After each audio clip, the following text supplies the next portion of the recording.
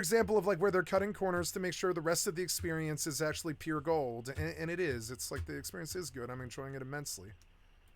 You found it on Twitter? Yeah, there you go. I wouldn't recommend looking up it. I mean, it's fucking brutal. I didn't watch it. I just saw the opening. This is the last song after this and I didn't know. Oh Well, back, my god, this guy's such a nut. I had no idea what it was. You know, I'm just this 30-year-old guy who's like looking at this thing. The internet still fucking new. You're like, what is this? What the hell? His face is all painted. It's creepy. Also, even the Bjork music videos have this like weird style to them. So it's They like do. They're like very ethereal and sort of weird. this guy here. You have the Bjork music video going on in the background, and then yeah, it was. Yeah, she wrote a song called Human Behavior about this actually. If you ever get close to a human or human behavior, it's ever so, ever so, ever so satisfying. And then she starts hitting all these crazy notes and stuff because she was just weird. She was like a weird singer. She kind of invented a certain form of dub that's been perfected more over the years. That ended up being kind of like vocoder style, I think. But her style of dub got stolen. All of a sudden, he does it. Dub is like metal. It's such a crazy big genre with so much under that umbrella hood. You know, I've got to turn my heater up. It's fucking freezing.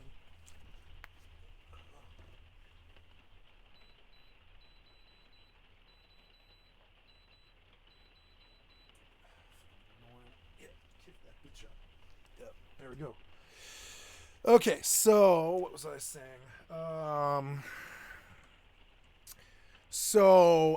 Yes.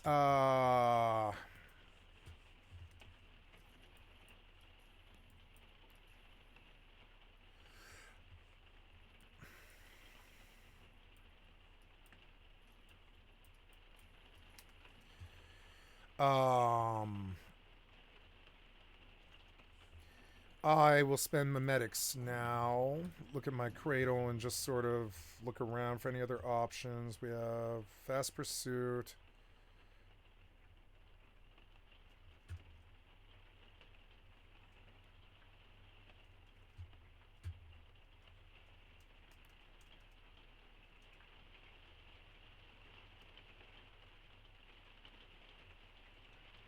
Yeah, that's good. Whim.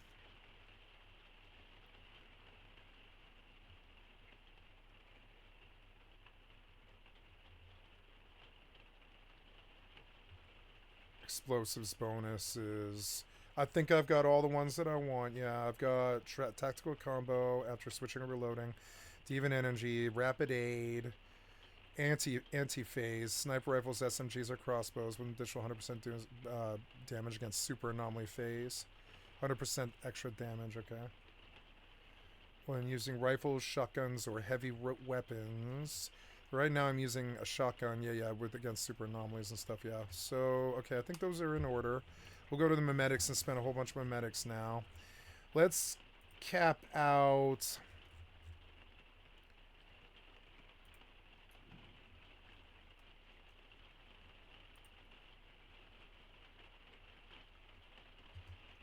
Oh, can I fill this place with fish tanks? That might actually be really cool. So we'll take that one, yeah. Oh. Oh, yeah, but hey, look, I got a lot of energy link for some reason. Nice. Oh, yeah, let's spend some points. This will be fun. I'm sleeping, right? Right now?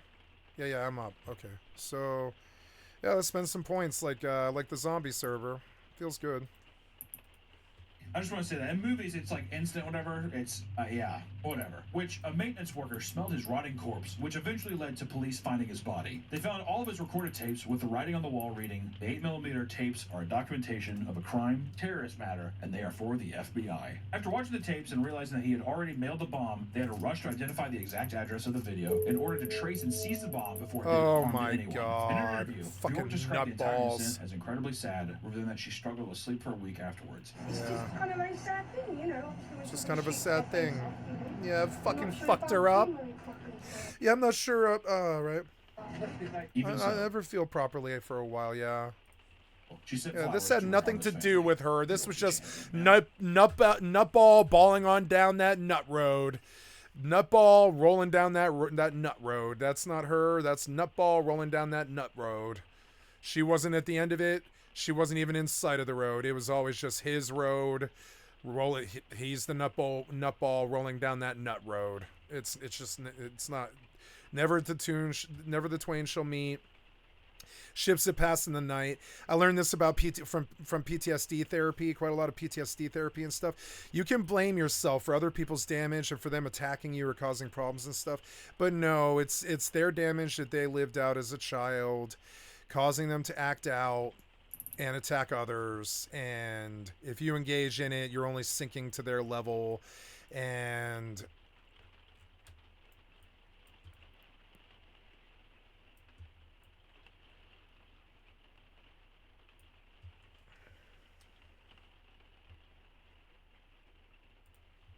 it's such a weird area. I feel so bad for these people being completely tormented and like also living in an alternate reality of everyone else.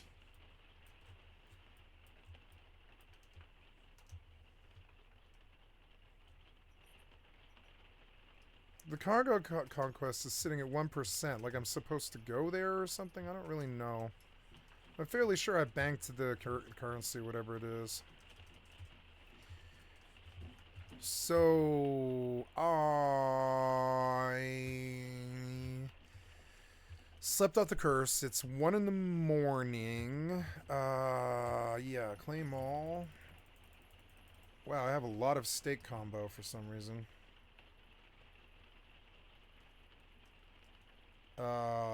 Stick combo. Where are you, stick combo? I just picked up a bunch of stick combo. I don't fucking see it. There it is.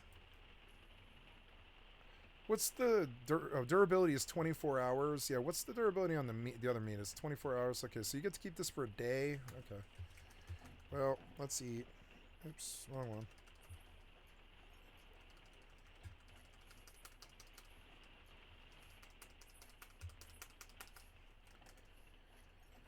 So now we're at the vineyard. When I move, I'll fix the wall.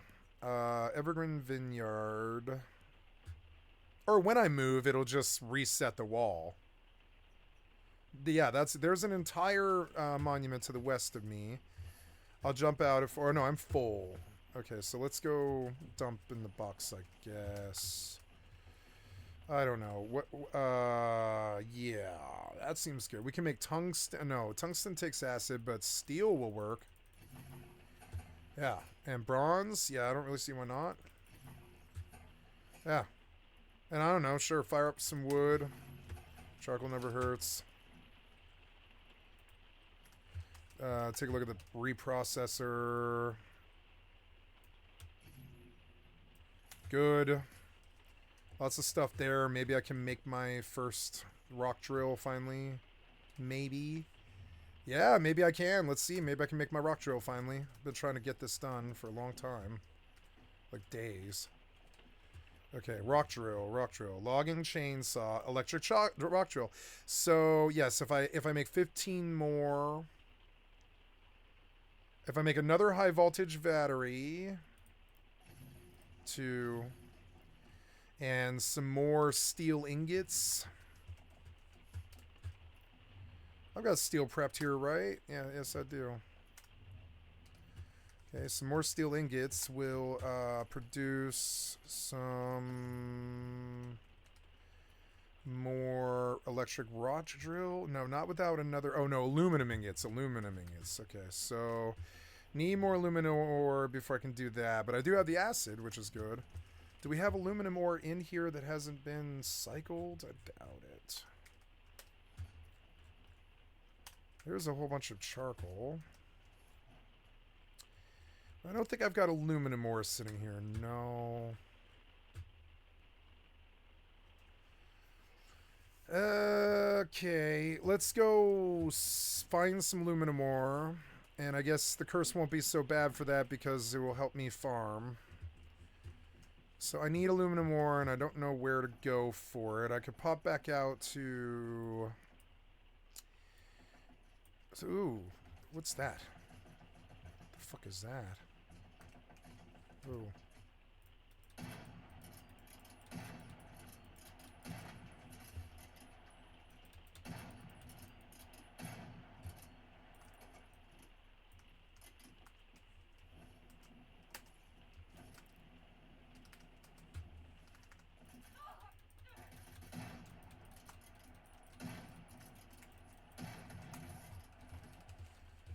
Damn vultures. You're not poisoning me? No, I guess there's no lunacy tonight. So, in the clear night, I guess. Sir, if there's no lunacy, I'll just go clear this monument. Or whatever. I'll worry about aluminum and a rock drill in a minute. I love this shit. Look how cool this is. It's like a blood moon, and I'm like on a motorcycle, and there's my base, and there's like all this cool shit. There's like a vineyard and a bunch of houses. The game's got quite a sense of whimsy and exploration to it. Oh, yeah, that's a little bad. I guess the vultures are like an assassination crew that I have to waste, I guess.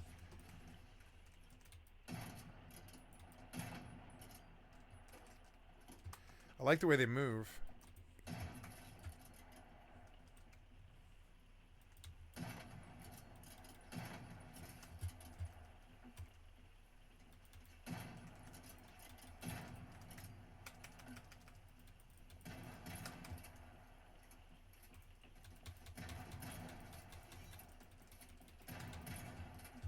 Woo.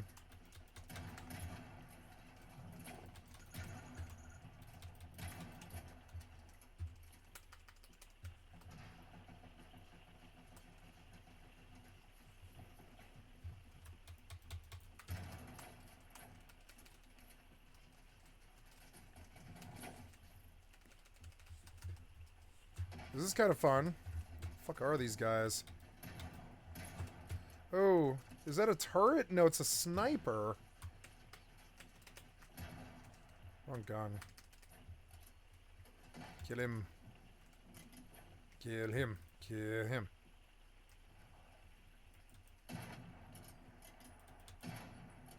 Get out of my way. Get out of my way. Ah.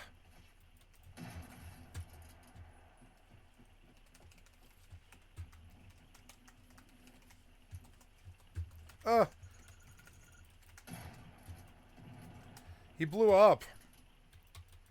Where are these guys coming from?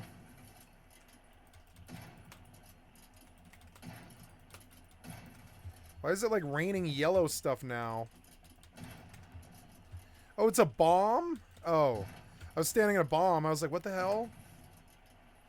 Whoa. I like how the shirt says love. What the fuck? Ouchies. Ouchies, stop.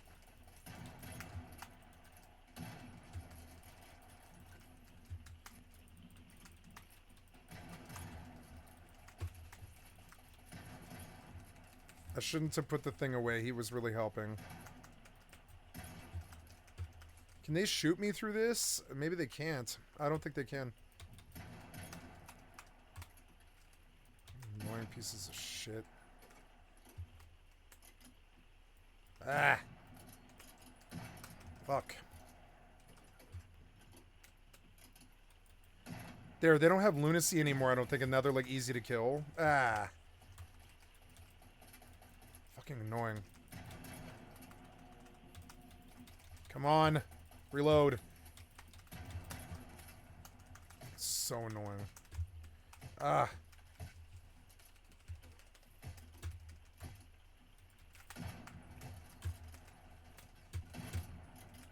God damn it.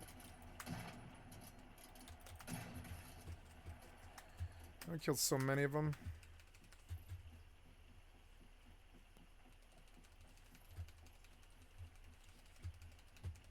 At 4 a.m. the spawning stopped. So it was like some kind of event. Some kind of like blood moon event. Look, it's over too. And it was like some kind of lunacy fucking thing that happens like later on in the season that randomly starts. I'm understanding that lunacy is actually really cool and I like it. And I'm gonna continue to pursue it. Winter and like between the pressures of winter and lunacy and learning the new area, maybe it will be a really good experience to start over on a new server here in like 2 days. It'll be fun to grind this character out a little bit further. Get a few more skins. What?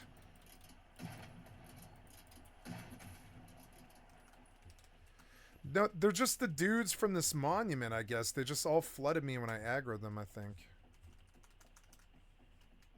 Oh, that's a storage crate? Okay.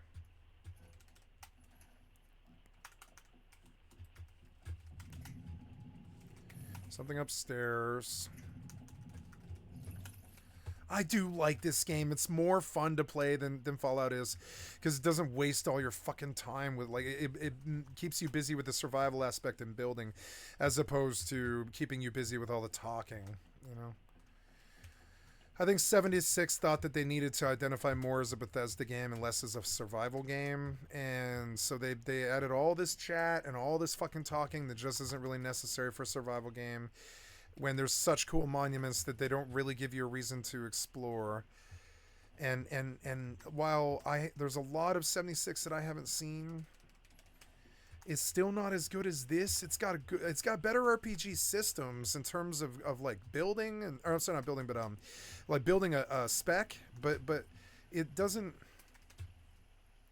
or I don't know, these systems might actually be better in the end. I don't know. Whatever that was, I hit that motherfucker.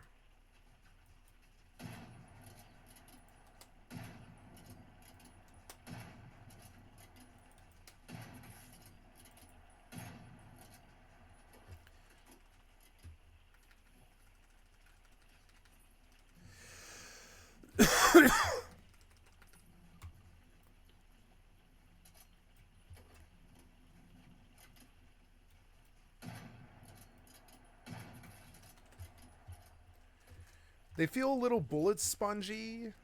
I don't know.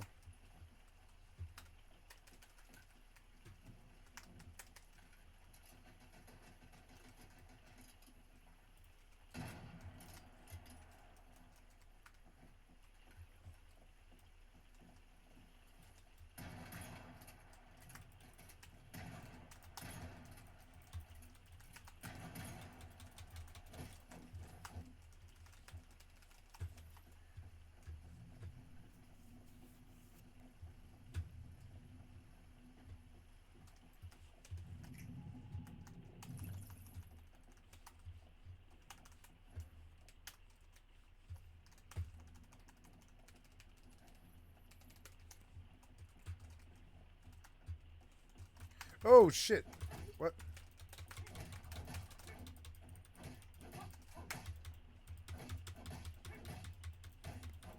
The fuck did you come from? How long this took. Maybe I should try to make a new torch. Am I hearing gunfire?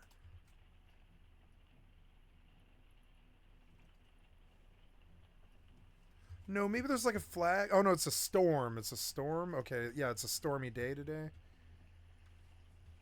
It's the rain hitting the fucking ground. God, the game is beautiful. Look, there's like for some reason there's a bear trap right there. For some reason, I don't know why.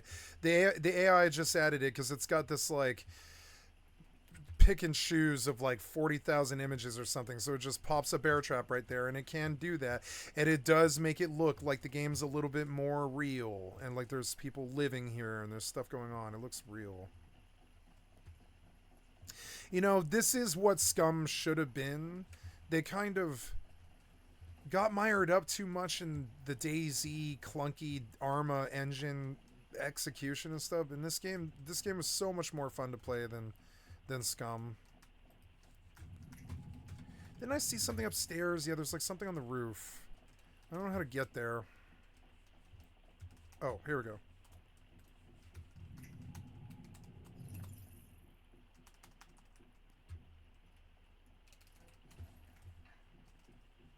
Body bag for, or no, it's a sleeping bag. Sleeping bag. Yeah, the wall looks fucking awesome. The torch in the kids' room looks so cool.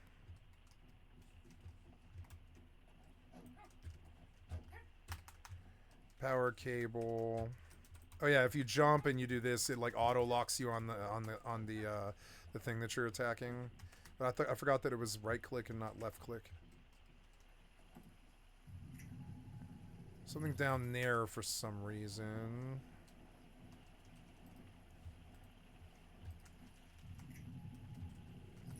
What's down there?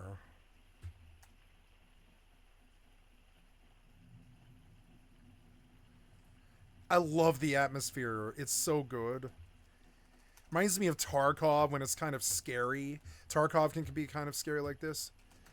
No, there's like a whole basement level that I'm not able to get into. Yeah, there's a basement to this house that I didn't find.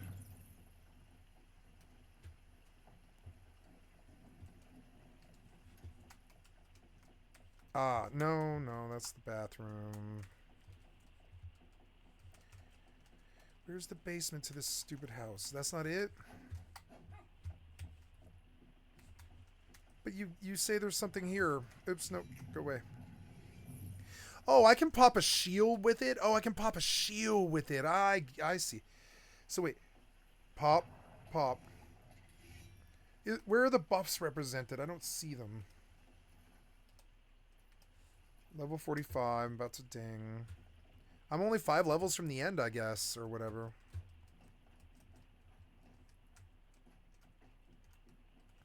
Well, I don't know. You're indicating that there's something below, but I really don't see how to get down there, so I'm just gonna assume that. Why won't you loot this? Oh, you did? Okay.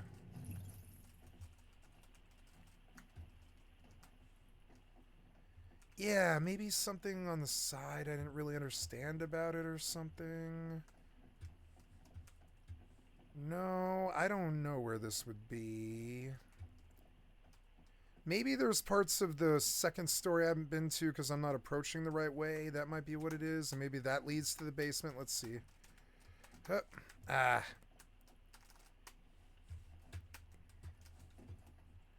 I like their design. Way better than 76.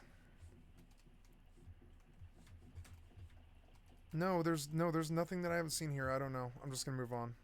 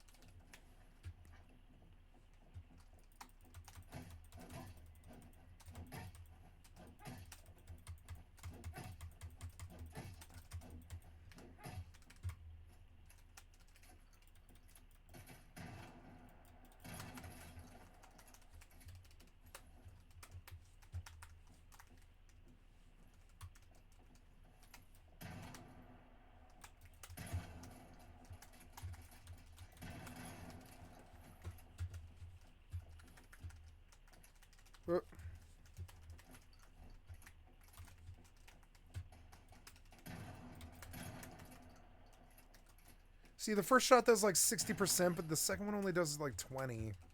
Annoying.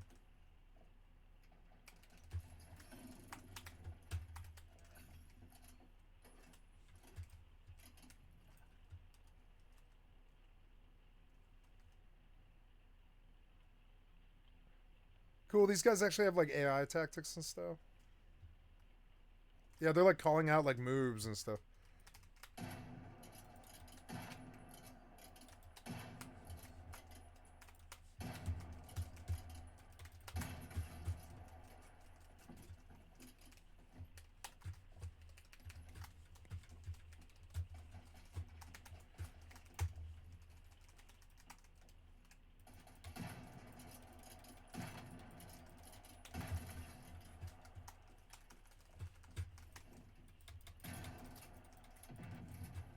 He blew up.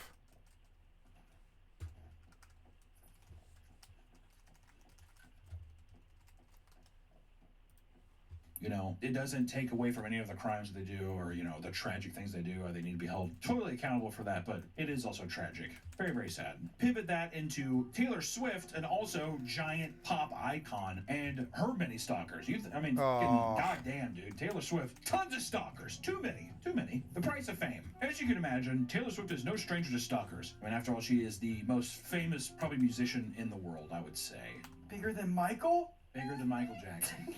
Yeah. She basically employs more security guards than the president does at this point. But it seems to be because she's in constant danger from creeps and crazy fanatics. I mean, it's the same kind of thing that Michael Jackson did, where it's a kind of fandom that goes past where even the sight of you throws people into hysteria. You can like falling down. It's a god. I mean, she is a new religion, literally. She even admitted to carrying army-grade bandages with her to her shows, and the situation where she's stabbed or shot on stage, and she has to do a fucking military thing of plugging the hole. I'm guessing is what that is. And here is just a few of these kooky little instances, right? We can talk about in 2018, Eric Swarbrick, a 26-year-old. Eric Swarbrick, a former client of Taylor's record label at the time, began sending letters to the CEO insisting he introduce him to Taylor Swift. That's fucking crazy.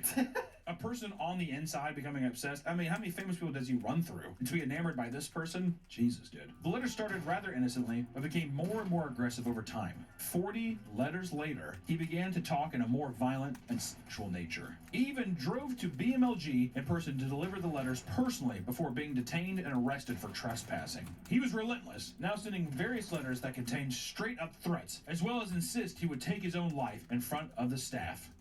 Bit of a weird bargaining chip there. He was arrested and later sentenced to 30 months of prison for stalking. Should it not be longer?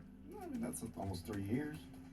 I mean, yeah, but you're also saying, hey, I'm going to kill you. 40 times over, he has gone to the place. At what point do they need to be taken more seriously? Is this 3 years of rehabilitation? Is that a long enough time? I don't know. It's a long time to sit and think.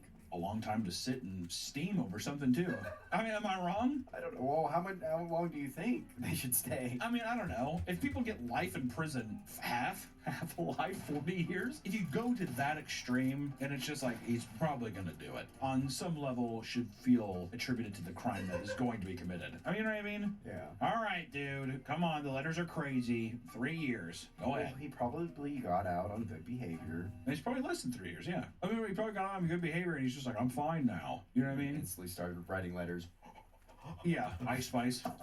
Or we could talk about Roger Alvarado, who's a 22-year-old in 2019. Roger Alvarado was sentenced to 6 months in prison after breaking into Taylor Swift's $18 million townhouse in Soho. Luckily, Taylor was not home at the time. All right, so this guy, only 6 months for breaking in. For burglary? I mean, I'm not even burglary, but like, is he gonna fucking kill her in there? I mean, I don't know. When the police entered the scene, they saw that he not only used her shower, but was sleeping in her bed.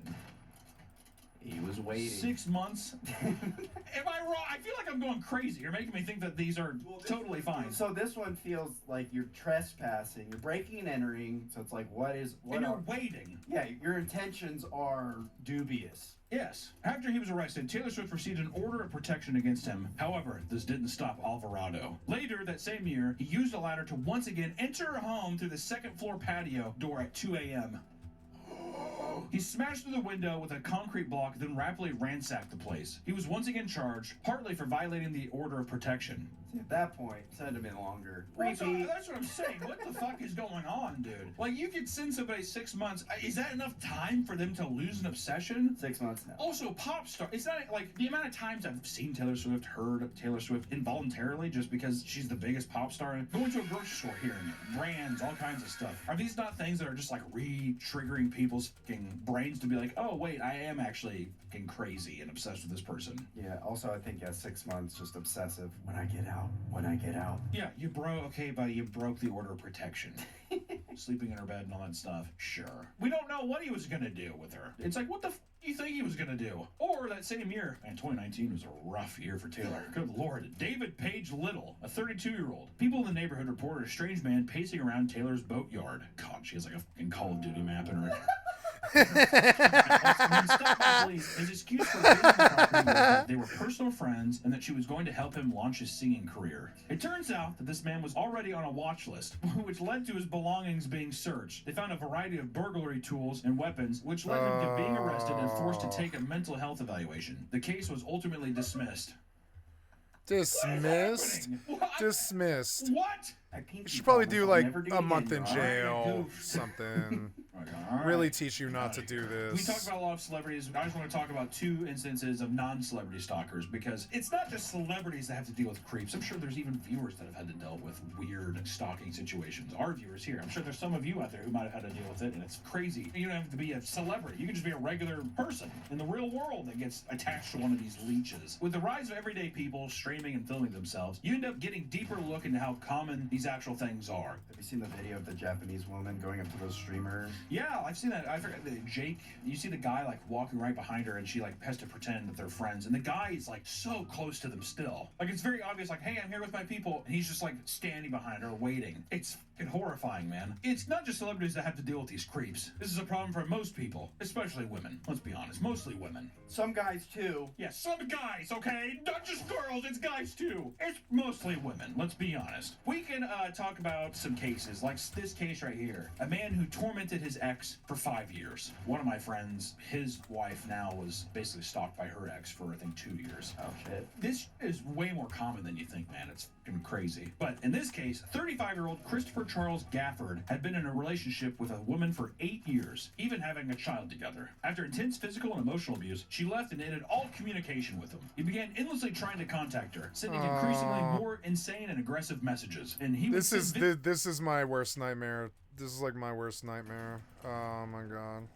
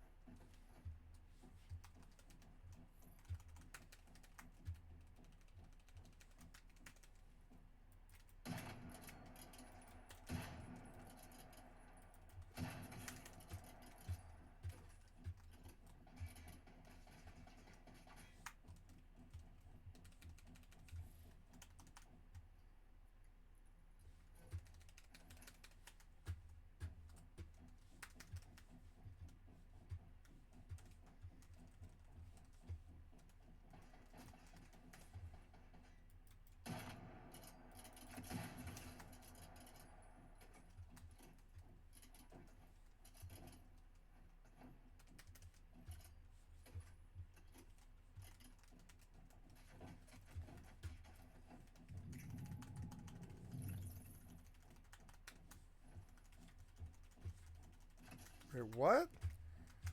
What is here?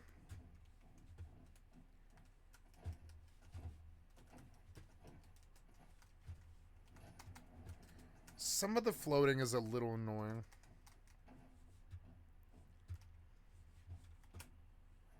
Yep, there. That's a little better. Yeah, can we use this for something? Doesn't appear to be anything across the top of it or anything like that. So, but there is something over there, so I don't know. Yeah, jump that thing. Oh, you dropped me a little too low. You fucking... Where is he? Ah. Oh, it works for me.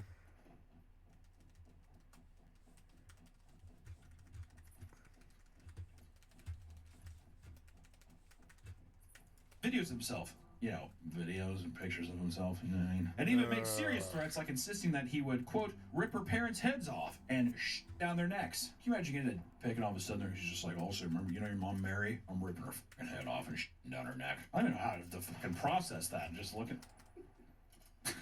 You know what I mean? Like, what? It's like, have you ever seen The Headless Horseman? The Tim Burton movie? Yeah, that's gonna be your parent. You're like, what are you talking about, dude? But this harassment would continue for 5 years straight. The woman and her new husband were constantly afraid for their safety. She would change her phone number up to 10 times in a year. But somehow, he would always find her contact and continue the harassment. And ultimately, she had to get rid of her phone for her own sanity. She couldn't even use her phone, right? Somehow, some way, getting some information. Would the kid maybe give it to him? I was gonna say he's got a guy on the inside of T-Mobile. Yeah. She's not switching her data plan, is she? And does she know the rate? rays. But Gafford then Does acquired she the know the husband's rays? contact, and the abuse continued. The threats started to become more demented, like how he intended to basically assault their daughter. Gafford was successfully ruining many aspects of their life, even from far away. After enough threats to their local daycare, they decided to expel their daughter to save themselves the headache of putting up with the harassment. The daycare expelled them? The daycare is just like, get her out, we're tired of the calls. Which, here's the thing, my knee gut reaction is I'm like, bunch of pussies, dude. Also, like, waited just like, we don't want her, we can't protect her. But also, I wonder how much of it is them being like, we're getting harassed for the safety of other people. We cannot. No, watch this yeah, person. we cannot protect this person not with children around. No. Nope, and we have to cold-heartedly be, and it's unfortunate we did not cause this situation, so we just tell you kindly to leave because there's kids around and you are now at risk, and you have now put the kids at risk by being around them. Sorry. I mean, that's realistically what it is. But my knee gut reaction is I'm just like, cowards. But for the safety of other people, I get it. How did they not find this guy? Well, the harassment was now affecting her children's relationship as well as her business. It was at this point that Gafford was taken to court, where he immediately apologized and pleaded guilty to cyberstalking. What a fucking pussy, dude. That guy. God. Oh my God, I'm sorry. He told the court, quote, The things I threatened to do, only a monster would do, and I had no intention of carrying out those threats. fuck you, dude. Attention-grabbing son of a... Like, seriously. Because he was previously convicted for physical abuse against the woman, his claim held no weight. He was sentenced to 10 years in prison, after which he would no longer be able to use a computer or access the internet without court approval. See, where is that? With the other places, right? And I'm sure, you say, how do they not know where he's at? I think that it's probably difficult whenever you share a child with somebody. But still, even then, I wonder if the new husband was just like, I'm going to go over there and break this guy's legs. And, the person's just like, no, don't. He's just not right in the head. Because also, if you're with somebody for so long, too, just because they transform into a monster, you don't know the mental tolls, the physical tolls that happen between something to where maybe you shell shock from something or PTSD from that relationship of just being like, just don't even fuck with it. Just let him do his thing. And, it's better off that way. So funny, though. Only a monster would do that. He did that because she probably showed up and he's just like, see, I'm such a sweet guy. It's just manipulative bullshit. Him. Or we could talk about an infamous case of the Narcy Novak murders. In Florida, a horrific case of stalking led to the gruesome death of a talented couple, Bernice and Ben Novak. Bernice was a former model that worked for big names like Coca-Cola and even Salvador Dali. Her husband Ben was the builder and heir to the luxurious Fontainebleau Miami Beach Hotel. And while he passed away in 1985, Bernice was left with a considerable amount of money. Very wealthy. She was left with a lot of dough. Together, they retired to a wealthy neighborhood to live the rest of their lives comfortably. One day, in 2019, Bernice was found dead at 87 years old in her garage in Fort Lauderdale, Florida. Her death was believed to be caused by a nasty fall, not too uncommon with women her age, right? Life alert. Hello? Exactly. Didn't have the clicker. The case seemed to be cut and dry until 3 months later, when it was revealed that her husband had a 53-year-old long-lost son named Ben Novak Jr. that was found gruesomely beaten to death in a Hilton hotel. Ben Jr.'s wife, Narcy Novak, had found him half naked on the floor, tied and covered in duct tape, with his eyes cut out of his head. Jesus. And after reviewing Narcy and her daughter's key cards for the hotel, it was discovered that Narcy was the only person to use it to get into the room that day. She soon became a suspect, and after agreeing to a lie detector test, she failed 5 times. Dude, she's just like, it failed once. They're like, oh, this isn't looking good. She's like, do it again. Run it again. Yeah, like an Amex card at a place. No, it's good. It's just kind of a weird chip. Just read it. Yeah. The case became complex, leading to further investigation to Bernice's passing as well. Detectives that were at the scene of Bernice's death had been suspicious for a long time because her injuries went far beyond of a simple fall. Yeah, like in hindsight, you're like, oh, it's just a fall. But then when you look at it again, you're like, why does she have a giant crowbar-shaped marking on her back? Like one of those things. But after all, her entire body was injured, and her knuckles and teeth were bashed in. Where the did she fall from? Well, it was 6 flights of stairs. It's like, what? Meanwhile, Narcy, who was a former stripper, was revealed to be incredibly malicious after stories came out about her bizarre antics. The former stripper thing isn't be a stripper if you want to give a... But I think it's more so that, like, parts of her past were unraveled that maybe even the family didn't know about at the time. Like, was she playing a character? Who knows? And once in 2002, Narcy tied up her husband while she ransacked the place of cash and other valuable items, and Novak was later released and contacted the police. So even before she robbed them, and she still stayed with them? Or he stayed with her. Or he stayed with her? Well, she's a crazy drug, my friends. Speaking to the police, she insisted that this was merely a sex game that got a little out of control. What? And began showing them pornographic fetish photos to make it seem like it was just, we were just really into weird, sexual, strange acts, right? It's just role play. Have you heard of it? One of these photos depicted naked amputee porn. Amputee porn? Amputee porn? Novak, humiliated, backed away from filing charges. After considering a divorce, he decided to begin having an affair with an actress named Rebecca Bliss instead for $300 an hour.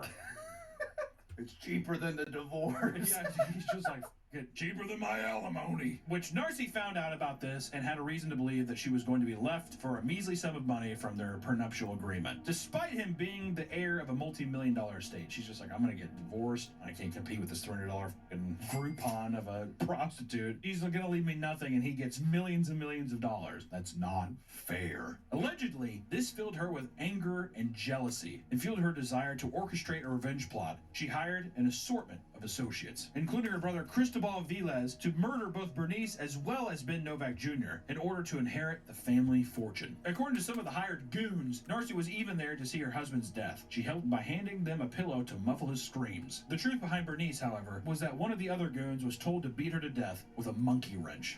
God damn, dude. Why? Why her? Don't kill her at all. I'm saying, like, can you not just shoot her in the back of the head? What the f did she do that was so bad? Make it seem like an accident. Yeah, make her fall. Well, I guess that's true. Yeah, make it. Throw her down her steps 8 times. Break her knuckles. Break her knuckles and teeth with a monkey wrench. People think she just fell. It's like 2 steps. Narcy and her brother were convicted for murder, among many other charges like stalking and money laundering. They were both sentenced to life in prison without parole, and Narcy is no longer able to inherit anything from her husband's estate. Everyone involved in the murder was charged to a lesser extent after pleading guilty. It's like a mixture of like a bunch of like famous fucking murder cases or whatever. It reminds me of like the Black Dahlia murder in some weird way, where it's just like this mysterious thing. Except this one, people are just stupid. You're gonna get caught. You're going to get caught. It's insane. But maybe you won't. The moral of the story is, it's nice to be rich and famous, but it comes with the cost of you're just exposed to people. People, me and you. Yeah. I'm telling you right now, dude. I love you guys. That's why the chat's off. That's why I just want to do a 50-year history of MMOs and be myself. I don't want the problems of it. I can have my political convictions if I want. It doesn't affect you. I'm not trying to convince people to agree with me or anything like that.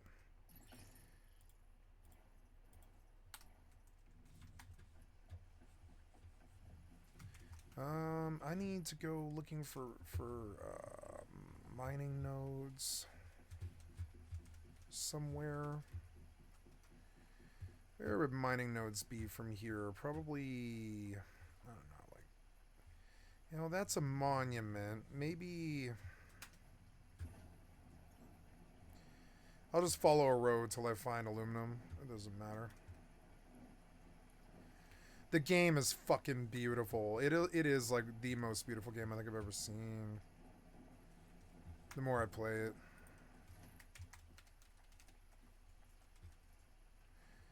Oh yeah, I've got a busted bike. I forgot about that. My viewers at the same time, don't stalk me, okay? If I see you in public, shake my hand. Shake dude. my hand. Hey, nice meeting you. I love having conversations with people. Do I Yup. love you? Like, actually, no. No. I love you as in, like, we're homies. That's cool. There's nothing there. Just want to say, if there's someone that's stalking, if you think that we're in a relationship or anything, we're not. We're not. I just want to put that out there, I guess. If you think that, like, we could be best friends, we couldn't. It's not an organic way to do it. There's nothing natural about it. But that's the price that comes with me being a personal figure. Something I have to deal with. But even people in your real life that you work at FedEx and now one of your coworkers, that's shit that's real too. So I just gotta say out there, from both ends, if you're being stalked or something's weird, tell somebody. It'd help. You know what I mean? Don't just be like, it's just crazy. Or she, it's fine. She's just emotional. Find help immediately. And also, if you're secretly in love with somebody and you're doing things that you think are romantic, they're probably not, dude. Move on. That's me. I did that. Really? Well, just giving gifts to someone who didn't want them. Oh, sure. I mean, there's a difference between giving gifts and being like, I like you, and then taking the hint and moving on, versus how long have you been doing this? Have you even talked to this person? Oh, yeah. No. Is this real? You know what I mean? It's that kind of thing. Look at the signs, right? Turn it around. Figure yourself out, all right? The weirdest stalking thing I had was when I was in LA, and I think I posted on a story that I was shooting pool somewhere. I can't remember exactly what it was, but basically the person was just following me. And then they would message me and like take pictures of me from like across the street, and they were sending to my Instagram and stuff. It was really scary. I don't think I really took it as serious as I should have. I'm like, what the fuck? And I kept like looking around, but I should have taken it more seriously. That's all I gotta say. Stalking is a fucking horrifying thing. There really is very few things in life I find more horrifying than the idea of like somebody watching you. Locking your door at night does nothing. You know, like that's like just a horrifying feeling. So all I gotta say is happy Valentine's Day to everyone out there, and stay safe for the love of God. We'll see you in the next one, guys. Bye-bye.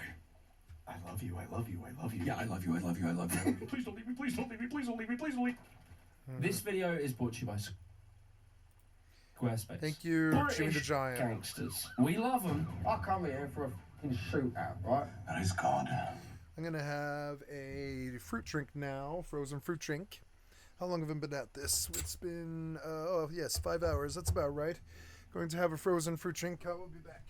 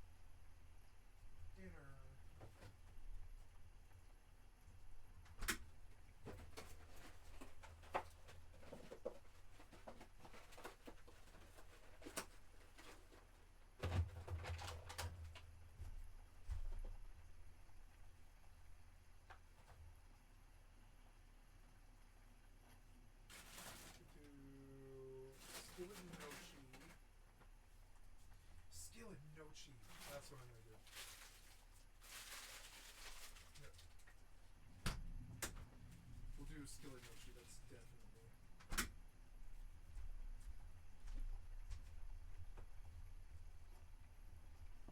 Tonight I will cook some nochi. I was just figuring out, I forgot to mix the drink. God damn it. I'll be right back. I was just figuring out dinner.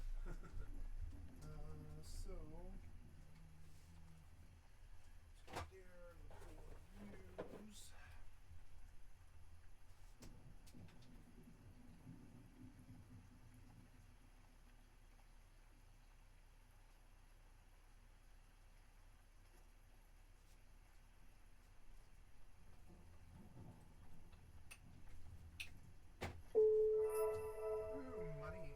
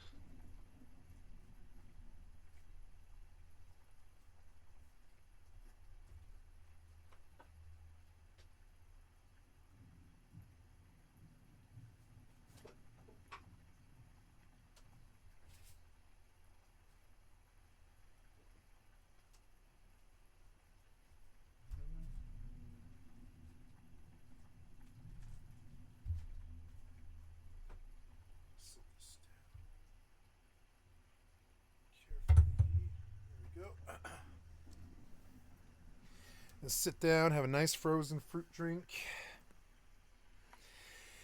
Ah, protein drink. Oh, I left the door open and that's bad.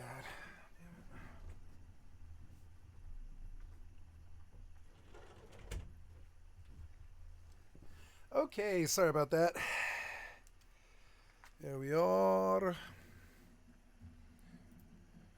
None of the Peaky Blinders. I have to admit, when I finished watching Top Boy, my use of the word bruv increased at least 60%. After Peaky Blinders, I started to look at the flat caps and next. However, today I want to look deeper. And I want to explore the evolution of the British gangster, how it's changed over the years. Nowadays, they're carrying the zombie knives, the machetes, the sword. Don't harm women, don't harm kids.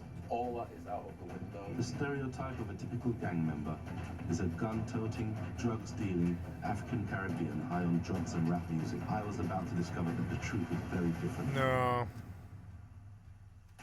It's not like that.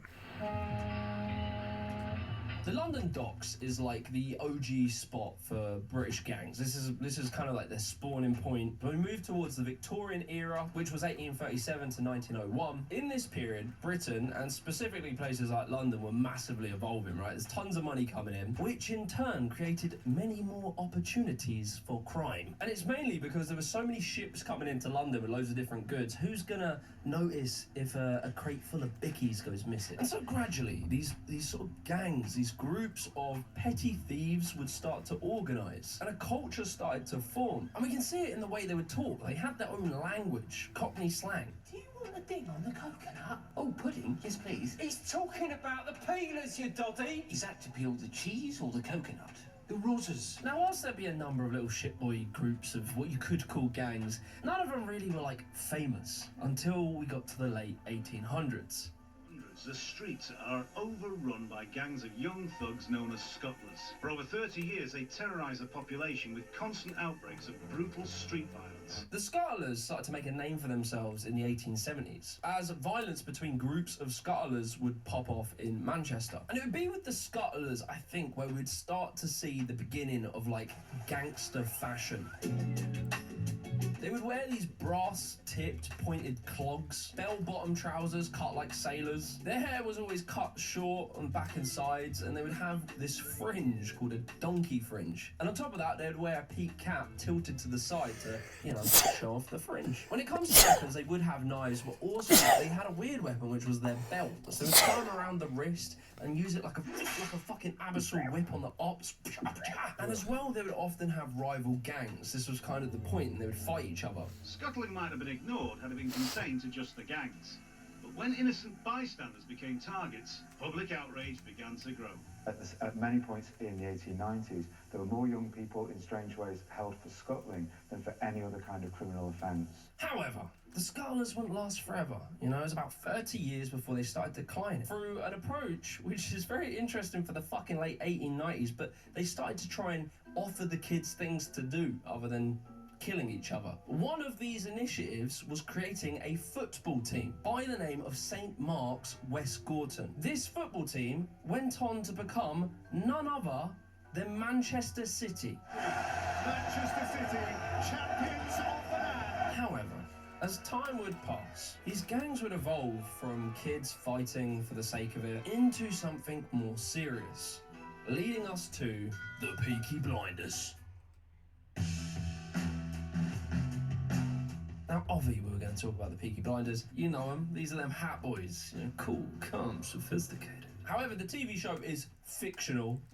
That isn't what happened in real life, but it was based on a real gang from Birmingham. And this was a group of largely young bros from very working class communities. And, you know, they would get their hands dirty with the usual, bit of violence, a bit of robbery. However, what's interesting about the Peaky Blinders is we really start to see how crime started to become more organised. You start seeing, like, illegal gambling, you start seeing protection racketeering, bribery, fraud. And as well, fashion-wise, these guys wore their signature outfits, and of course, they too wore the peaked cap, as we know. The Peaky Blinders were successful. They held control of many of these sort of illegal industries for about 30 years. However, as it was proven to be more lucrative to do these sort of dodgy dealings, etc., other gangs started to sniff around, and they started getting some ideas, and they would begin to challenge the Peaky Blinders.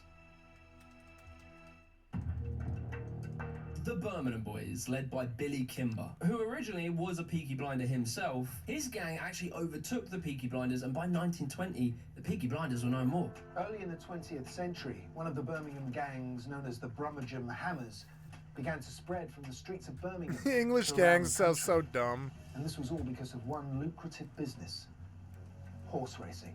Following a law passed God, in why don't you guys have gun gambling crime is like now a us? very heavily regulated industry. It could only happen at the racetracks. They would go up to the bookmakers and say, "You all right, mate? You know, I can see you've got a lot of money floating about. It'd be a shame if some bad people would come here and take it." And they would, you know, very kindly offer themselves as protection for money. However, this would start to make more gangs. You'd see the Hoxton gang, the Elephant and Castle mob, and, you know, sometimes maybe they would kind of extort the bookmakers a little bit. And this led to an incident where one of the groups of Brummies went over to the London East End and started to kind of prey and pick on the Jewish bookies. And that kind of pissed off the Jewish bookies, and they turned to Edward Emanuel, and he recruited the Sabini gang to offer these Jewish bookmakers some protection. The violence escalated and eventually led to the Epsom Road Battle.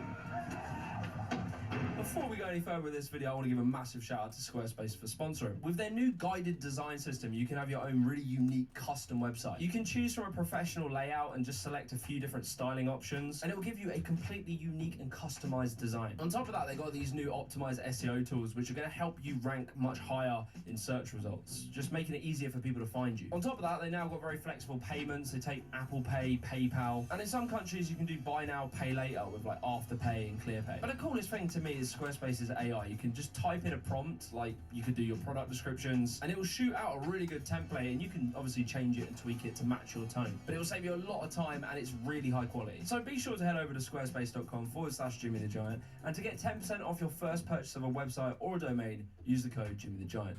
Anyway, back to the video.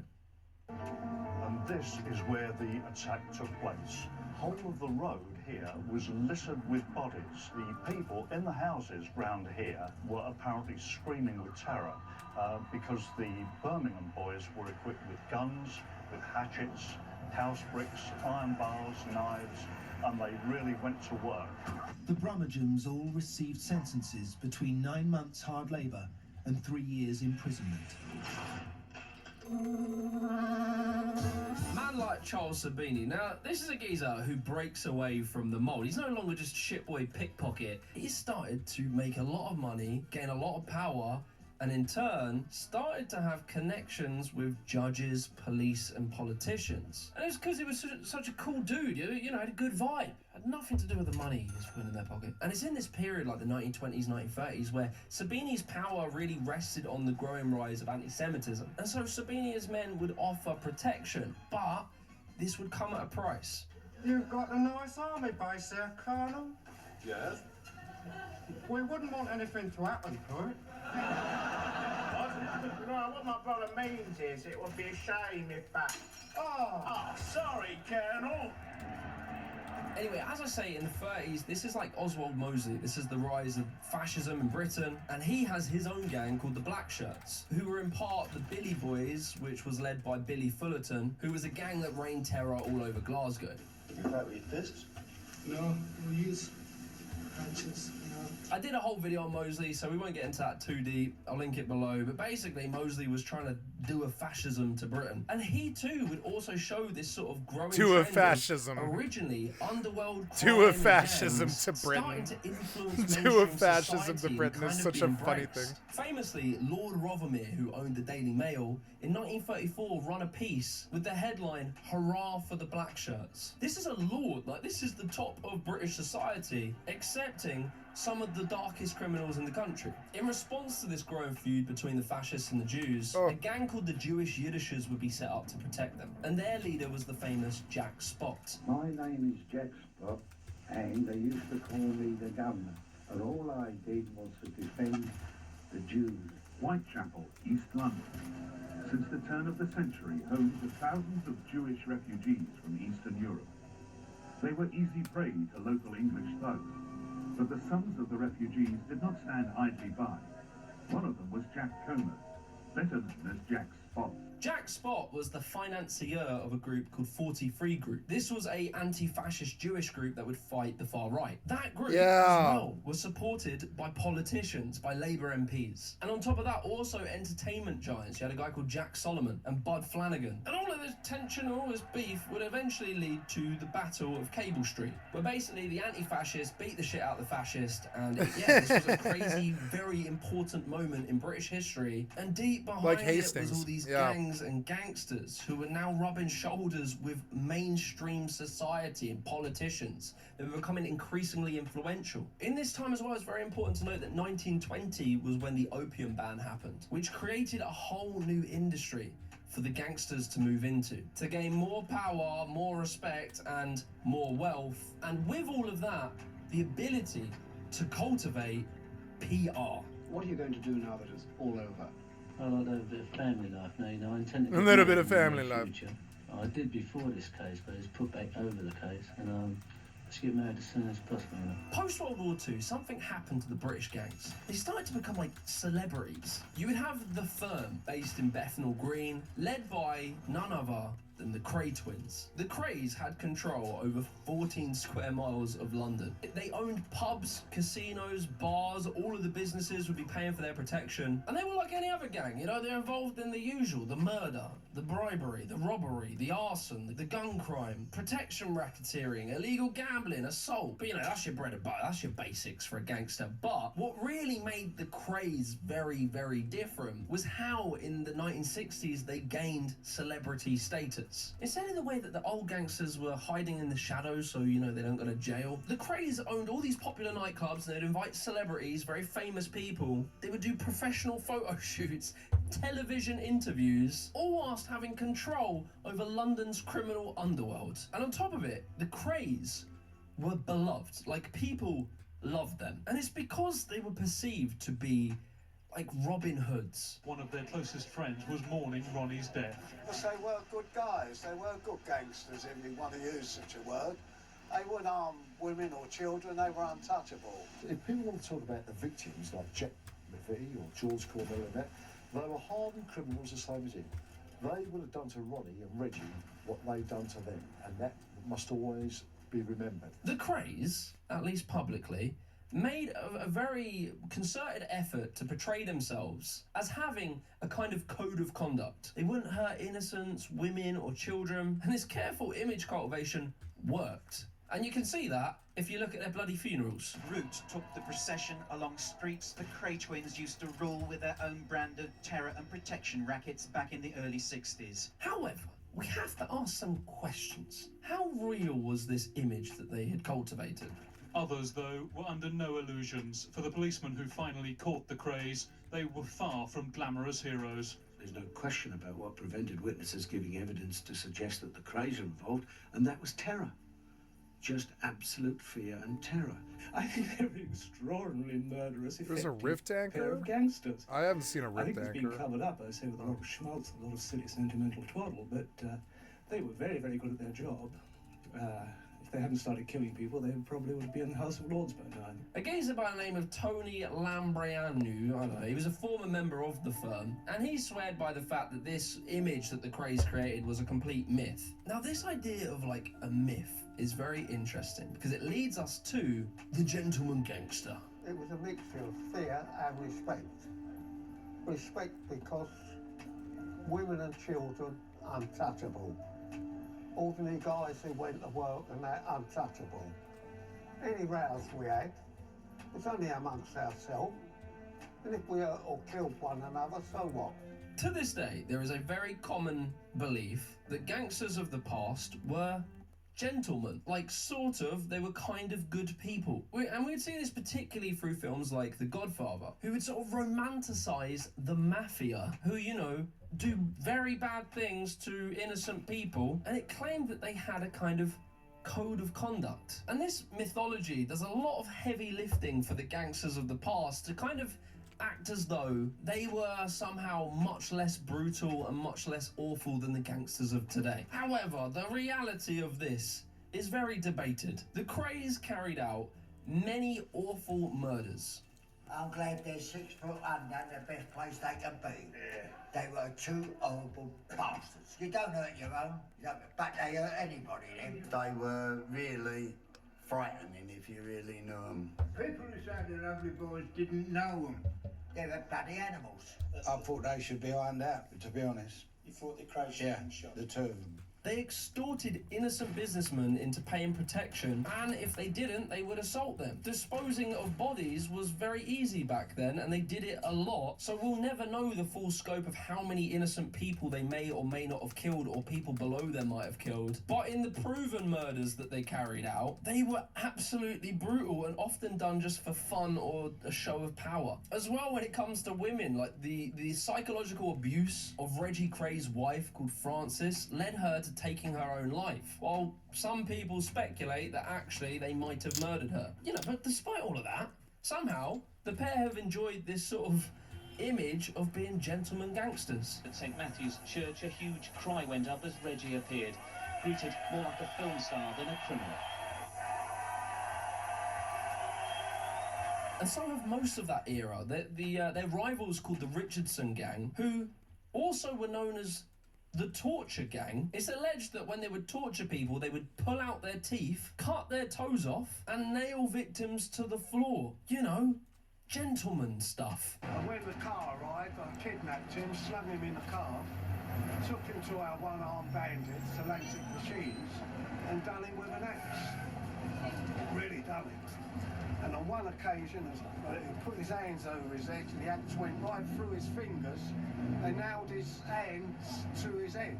And we have to massively bear in mind that the police and the judges were often bribed by these gangs. And so then you wonder, why did they turn to gangsters for protection and not the police? Probably because the police didn't do their job in the slums of Britain. People in this era didn't trust the police at all. They probably would never report most of the crimes, most of the murders that might have happened to innocent people, women and children. So I would not be surprised that in the shadows of history there are some very dark stories that we'll never know about.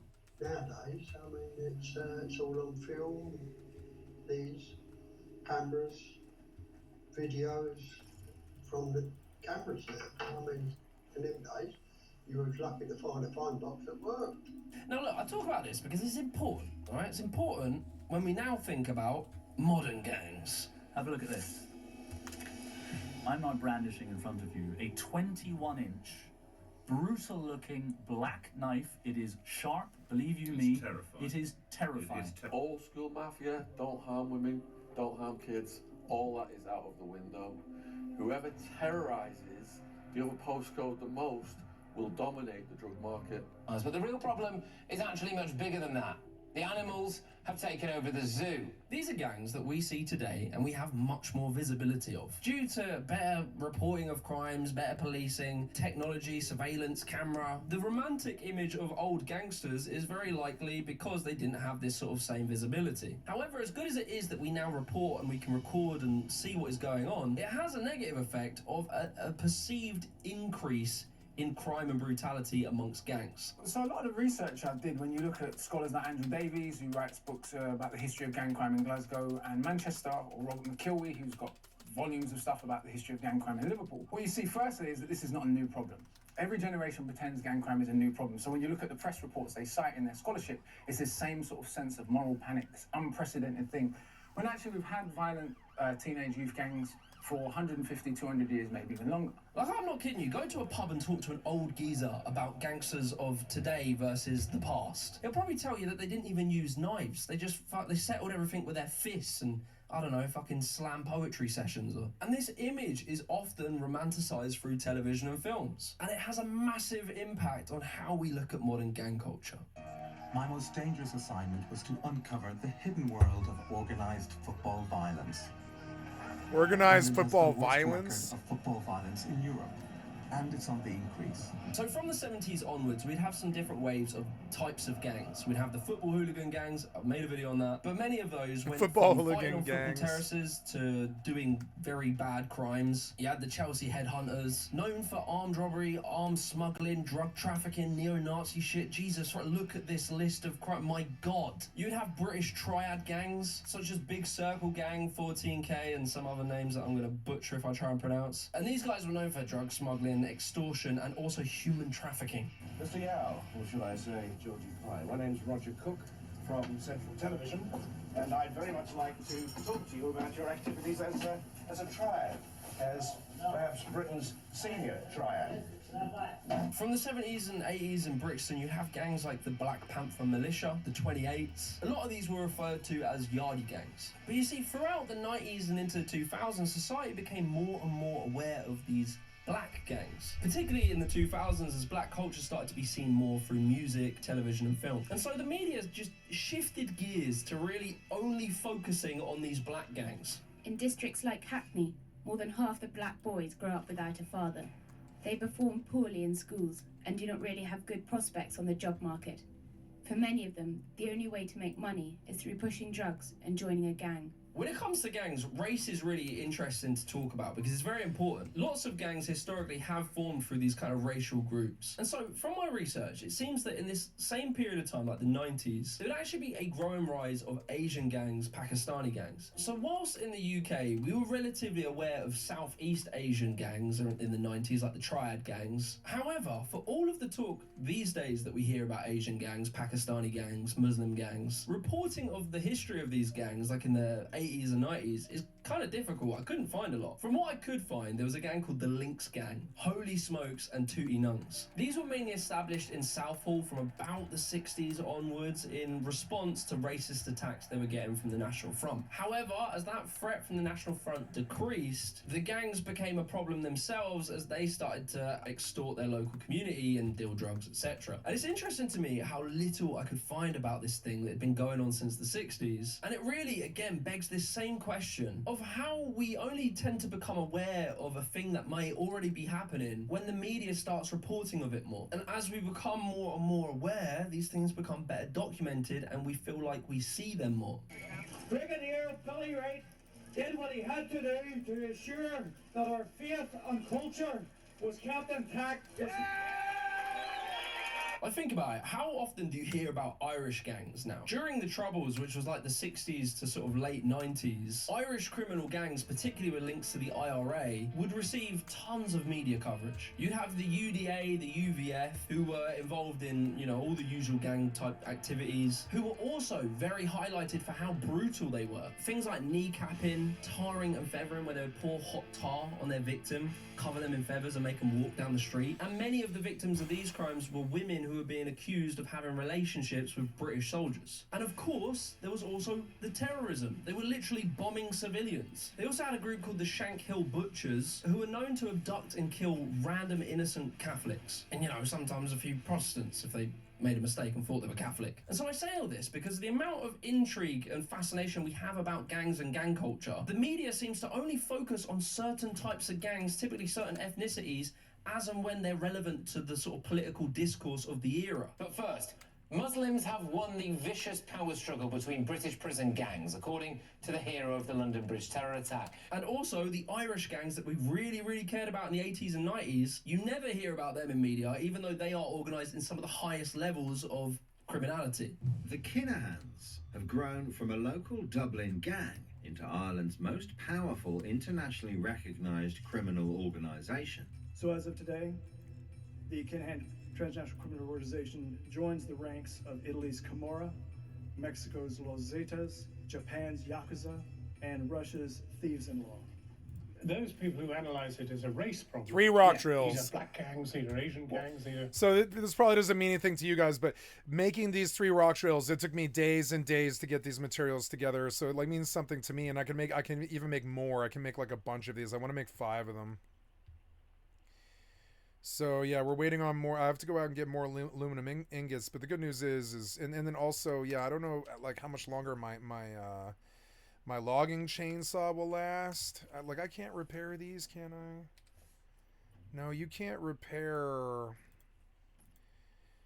You know, can I craft a better torch now? Is that possible? Yeah, like a tier 4 torch. Yeah, make that. 546, much better, much better. Equip now. Now I want you to calibrate the fucking torch. Yeah.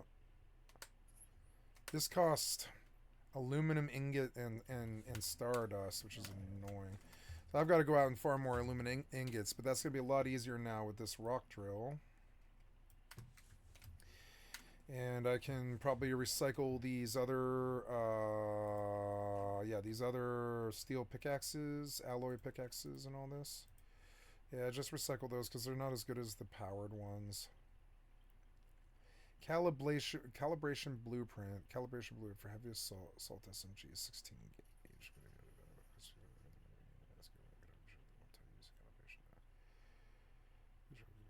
How do I use this? Reload speed, reload speed plus 90%. Wow.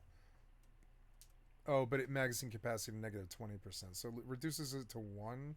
So it's like blow, blow, blow, blow, blow. So yeah, I want to use this thing, but how do I use it? So yeah, where are those things? Was that in tools? Yeah, they are. So how do you do this? It's like you calibrate a shotgun, do you? And I want a weapon. I don't want to craft. I want to calibrate my shotgun. Yeah, but I want to replace the attributes with this guy. This will cost 500. Really? It seems like it would be a lot cooler. Oh well, I don't know. I guess. So. No, calibrate the torch, but yeah, you want more aluminum ingots. Okay, so well, I'm going to go out farming for aluminum ingots now. And we'll crack these weapons since I got new electric rock drills. What does it take to make a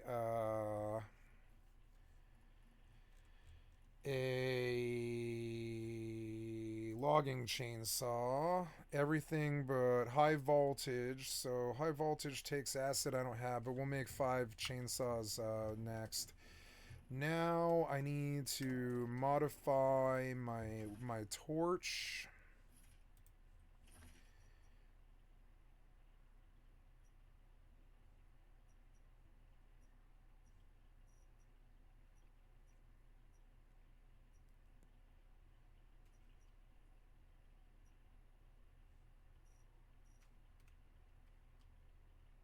That's not bad, actually. The violent, the blaze blessing for torch. Yeah, we'll take that. Yeah, that's good. 824 rating, not bad. So these pants, these Asian pants, we need to mod them. Life force boost. Now they're 684. These things, do I need to mod those? Yes, I do. No, wait. I'll do you. Yep. Then we'll come out and we'll say you need to be repaired. Yeah, it looks like all of my armor needs to be repaired. Is the torch brighter if the eye level gets better? Calibrate. No, I need to repair my armor. Equipped. And I need to break everything else. Oops, no.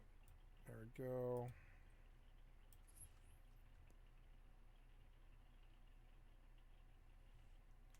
Okay, and then I crack those pants. Pants, disassemble. Let's get stuff back, yeah. Good. Crack all of that. If it's not automatic, I don't want it. Yeah, I'll even take the smoke bombs. I don't really see.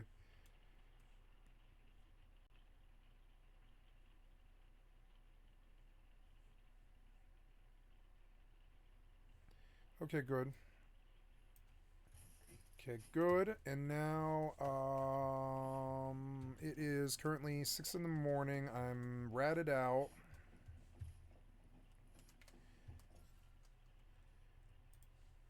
This is fascinating. I mean, let's just look at the maths. There are 1.2 million black people in London. In a bad year, 50 of them will kill someone. That's less than 0.004% of the black population. Just to contrast, in a bad year in Glasgow, say 2005, there were 40 murders. There were only 600,000 people in Glasgow. So that year, a Glaswegian as a whole was twice as likely to be killed as a black Londoner. Whereas the commonalities, when you actually look at the demography of violent crime, the commonalities remain the same in Glasgow, Liverpool, Belfast, Naples, or London. Racial explanations are sort of way out for the powers that be, a way out for the wider society. And it's revealing that what happens in London is black on black crime.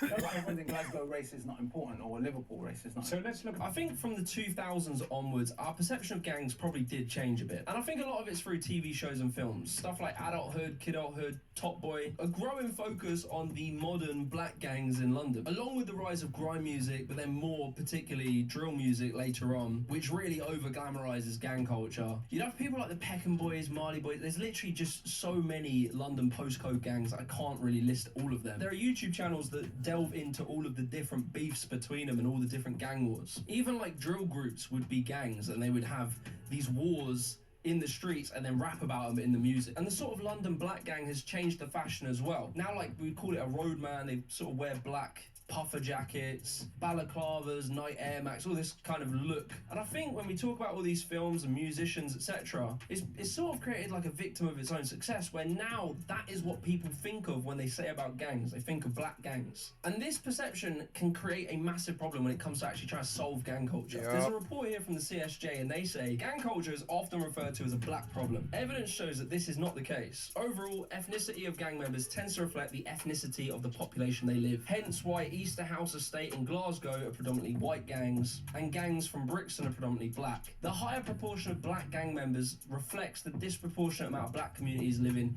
in deprived inner city neighbourhoods. Also, on top of the whole racial thing, it gives us a very London-centric view of gang culture, which again can be unhelpful. If we look at statistics for what town is like the most criminal, Cleveland in Merseyside ranks #1 for most dangerous place to live in the UK, not London.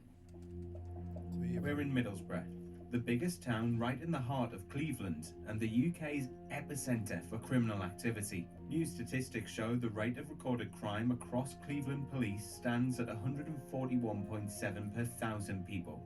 To put that into context, that's nearly 40% higher than London's Metropolitan Police and over 50% above the rate for England and Wales. The area has the highest rate of sexual offences in the country, the second highest rates of knife crime, and the fourth worst rate for drug offences. And the highest murder rate by police force area. But you know, we always talk about London, but when do you hear about Cleveland? And is it not kind of interesting that Cleveland happens to be 92% white, so it doesn't really play into this perception and perhaps doesn't get as much coverage?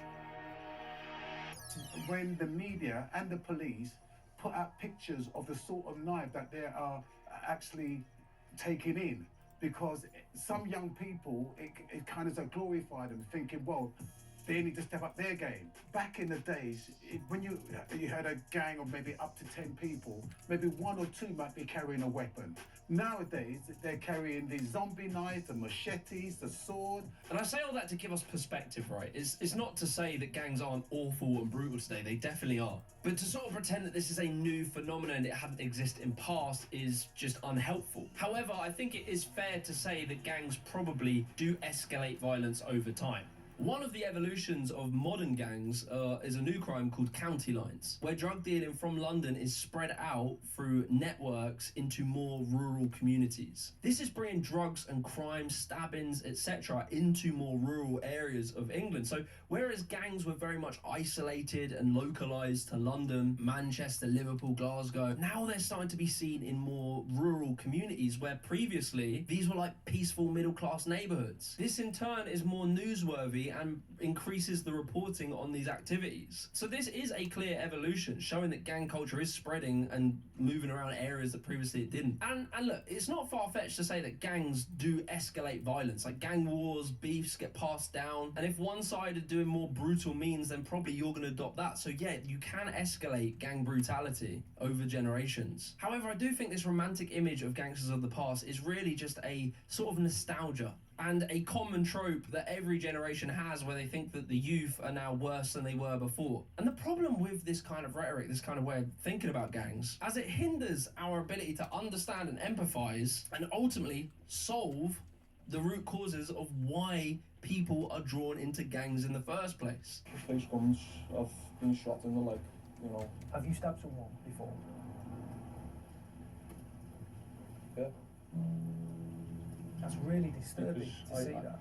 I'm disturbed, mate. We're all disturbed, you know, because we're all the same.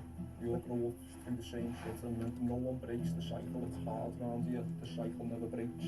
And the social indicators of that violence have remained identical for almost 200 years. And those social indicators are? Poverty, domestic abuse, lack of education, so expulsion from school. So, for example, almost half the people in prison today in Britain were expelled from school as children, versus just 1% in the population as a whole. Among young people, about half the young people in young offenders institutes were at some point in care growing up, versus about 1% in the population as a whole. So you still need to get to the root causes of the reason. But that takes money and commitment. That means prioritizing this end of crime. And it means believing that the young people who are dying are important and valuable, and being willing to have a nuanced and human view of young people that do sometimes very, very bad things. The reason that people join gangs is very well understood. There's lots of research into this. The obvious things like poverty, deprivation, bad schooling, bad education, breakdowns in family units, breakdowns in systems, lead people who are at the very bottom of society to feel a bit lost. Gangs, in a sad way, offer an identity and a family unit, and also an opportunity to make money and make something of yourself. Instead of spending £6.8 billion a year on our overcrowded prisons, I think we could probably redirect some of, you know, that money into solving the economic problems that leads people to join these gangs in the first place. Do you ever worry about the actual crowd seriously sometimes? No, all they basically worry about is who be stabbing this weekend. Why do you guys keep fighting if it's so dangerous? Right?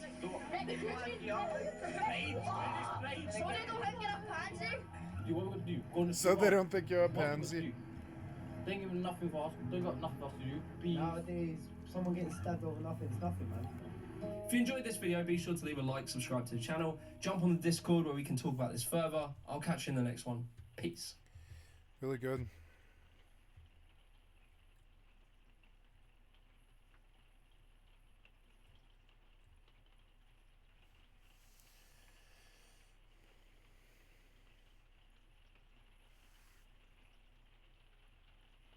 Yeah.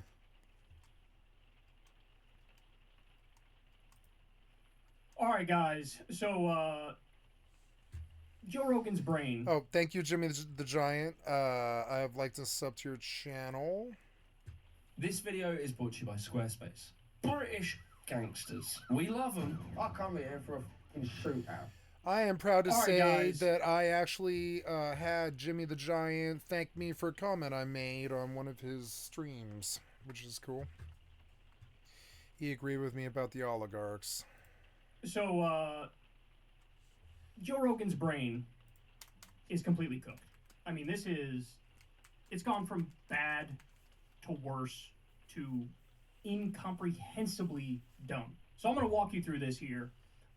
He had Brett Weinstein on his podcast, and they're going to make a big show of, like, bro, RFK is, like, he's the real deal, and, like, this Bernie Sanders guy and this Elizabeth Warren woman, they're, like, totally corrupt.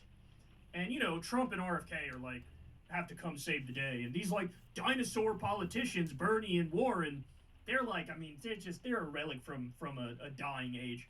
This was infuriating to watch, particularly because he completely inverted the reality of the situation. When you talk about corruption, nobody holds a candle to Donald Trump, right? And when you talk about the cleanest politician in Washington, D.C., Bernie's it.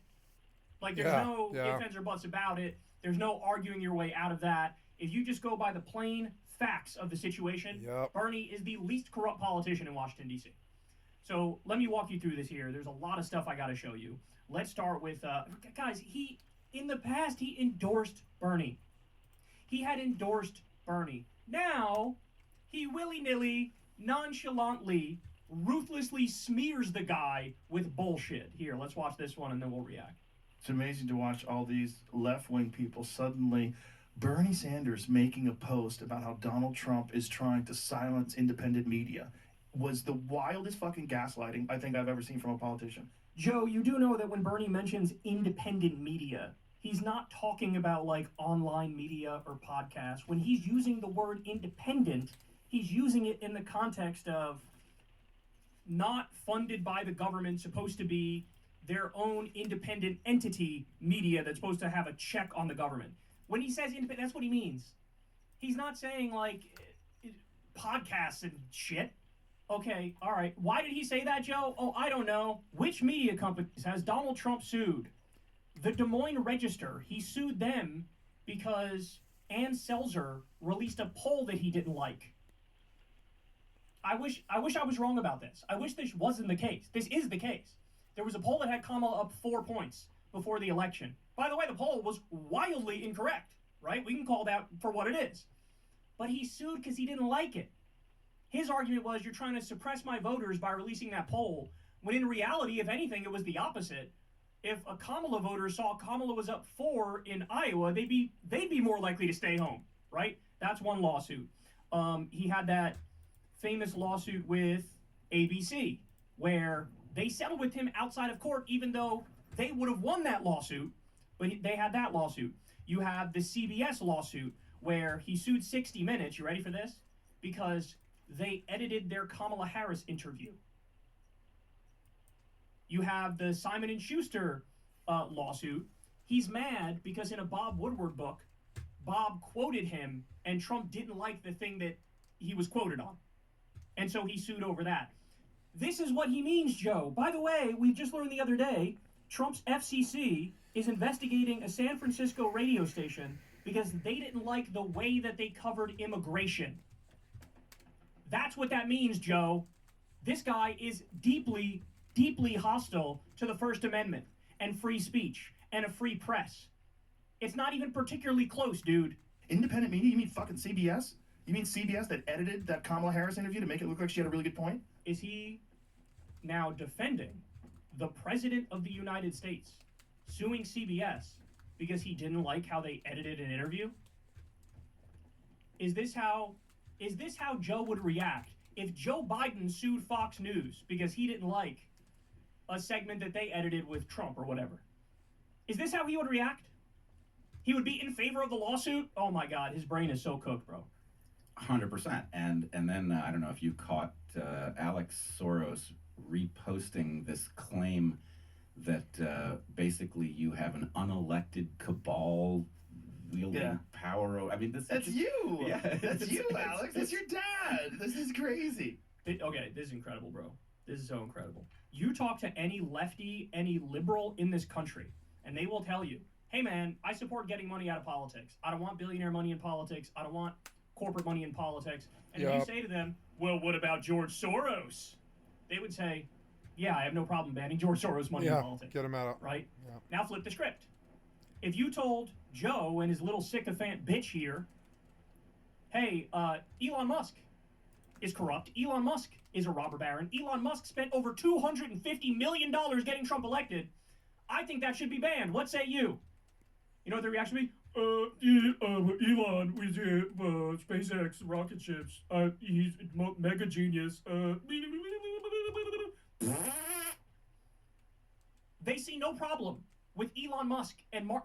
Joe had on his podcast Elon Musk, Peter Thiel, Mark Andreessen, Mark Zuckerberg, all of these robber baron oligarchs who are rigging the system, and he let them lie to his audience for 3 hours straight. But now he's going to sit here and pretend like, bro, the corruption on the Democratic side's out of control.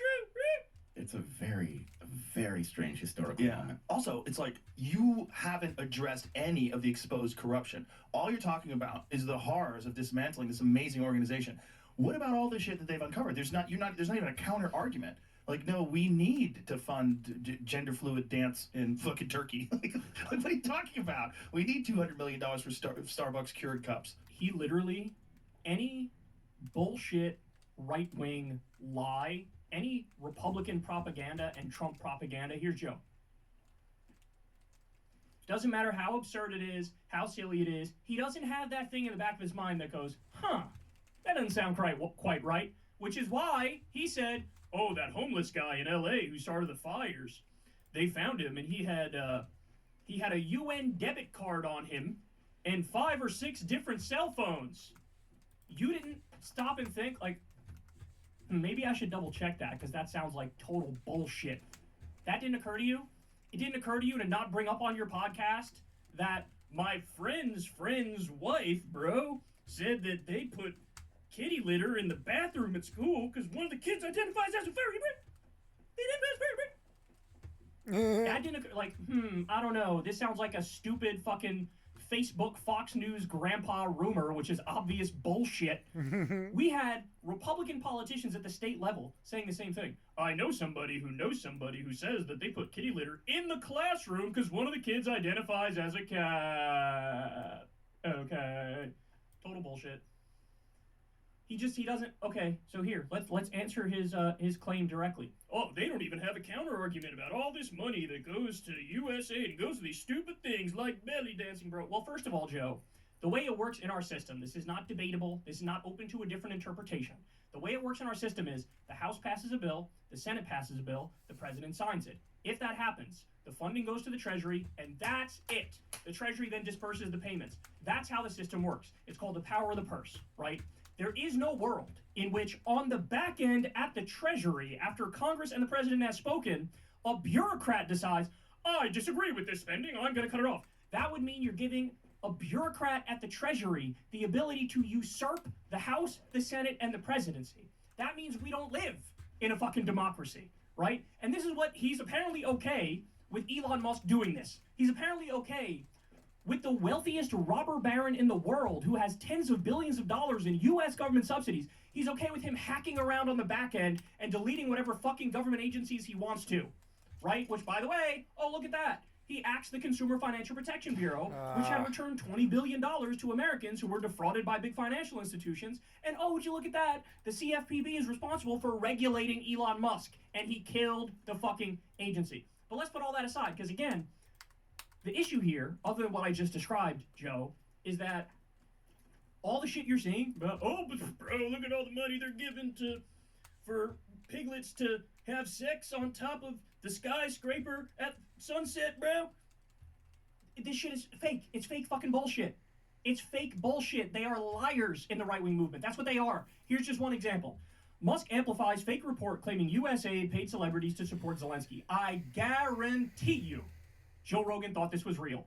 Elon Musk, Donald Trump Jr., and other prominent conservatives are sharing a video that claims to show E! News reporting that the U.S.'s humanitarian agency paid millions of dollars to celebrities, including Angelina Jolie and Ben Stiller, to visit Ukraine and help boost President Vladimir Zelensky's popularity amid the country's war with Russia. But the clip is not an authentic report, a spokesperson for the entertainment news channel told AFP, and Stiller has publicly rejected the allegations as false.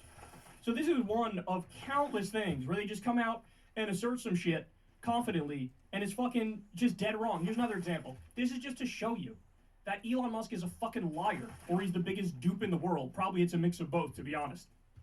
But Elon signal boosts this. How does the head of USAID make $23 million in 4 years? And Elon puts that little face and gets it out there to all of his followers. I'm sure if Joe Rogan saw this, what's the reality? They don't make $23 million in 4 years. They make $900,000 in 4 years. Way lower, which means they make $225,000 a year. Is that a lot? Sure. But is that also a very important job that it fucking makes sense for that amount of money to be made? Yes. They lie and they don't care about the consequences. And then finally, Joe, on this particular one, they don't address. No Republican, no conservative, no Elon Musk simp, no Donald Trump simp addresses this reality. They love to push out fake stories that are not true about, oh, USAID is doing this, bro. Meanwhile, you get foreign aid freeze leaves millions without HIV treatment. President Trump's pause on aid and the gutting of the primary aid agency could jeopardize the health of more than 20 million people worldwide, including 500,000 children, experts say. So for Joe Rogan to go out there and say, there is no counter-argument to the bullshit that he's spewing, it just shows how deep he's in his own bubble. He is so deep in that right-wing bubble, he's unfamiliar with any of the factual points on the other side. Oh my Conservative God. bubbles filled with paint Fire, fumes. but I'm not done yet. So now, let's get more specifically. He goes at Elizabeth Warren here. Brett Weinstein goes after Bernie Sanders. Let's listen to what they say. Then I will prove to you how wrong he is using data. Here we go. I don't know if you saw this, but Elizabeth Warren got confronted, and it's on Twitter this morning. She got confronted about the amount of money that she's received from pharmaceutical drug companies. She said she's never received any money from pharmaceutical drug companies and never received any monies from any PACs. And then, of course, underneath it, Community Notes strikes again. And, of course, she received millions. Yeah. She's a fucking liar. You're a fucking liar, as I'll prove in a sec. Well, and it's an arms race. How can pharma cloak the money that it's giving so that there's plausible deniability at the point that Elizabeth Warren is confronted or Bernie Sanders? Bernie Sanders was. That's also complete nonsense too. I'll break that down for you. Hilarious. Only 1.5 billion. Only 1.5 million out of 200 million. Only 1.5. Yep, that's what I saw as well. Trying to say nothing. Only the hardworking people in this country gave me money. That's 100% correct. Joe, you endorsed Bernie Sanders. You endorsed him. And presumably you knew at the time that those arguments he was making were completely factual. All right, one more, then I'll get to my thorough debunking because I have the numbers to back the point. Ready? Yep, now Joe's drank the Kool-Aid and he's just sounding like Trump. Yeah. My sense was that the Elizabeth Warrens and the Bernie Sanders were dinosaurs who do not understand that the Earth has just been hit from outer space and that they don't live in the world that they are so used to. That their corruption was immediately apparent. I'm gonna lose it, dog. I'm gonna fucking lose it. Oh my God, I'm about to lose it. Elizabeth Warren and Bernie Sanders are corrupt. But Donald Trump, he's not. And these guys love Donald Trump. All right, so let's break this down for you now. So the claim was Elizabeth Warren and Bernie Sanders, they took all this money from Big Pharma. Okay, this literally means you just don't know how to read a financial disclosure form. It's that simple. You don't know how to read a financial disclosure form. When it comes to Elizabeth Warren and Bernie Sanders, they take small dollar donations. That's the majority of the donations they get are small dollar donations, right? And so that means literal, regular, working people at companies that might happen to be in the pharmaceutical industry. I've supported Bernie. I gave Bernie $50. They donate $20 at a time. Bernie was there. When Bernie was running for president, I sent him $50. Absolutely. I was like, please change the world. Please change the world, And that was hard for me to do back then. But I did it. Because I was like, I want Bernie to win. I want Bernie to win. And then he bowed out to fucking Hillary and she lost. And now we've had this. If he had just stuck to his guns, he would have been fine. We would have been fine. Teleportation tower. I need to... Oh, yeah, there's something there I haven't seen before. Yeah, that's level 46. That's higher. I want to go home to my base. And then I will go southwest looking for other stuff.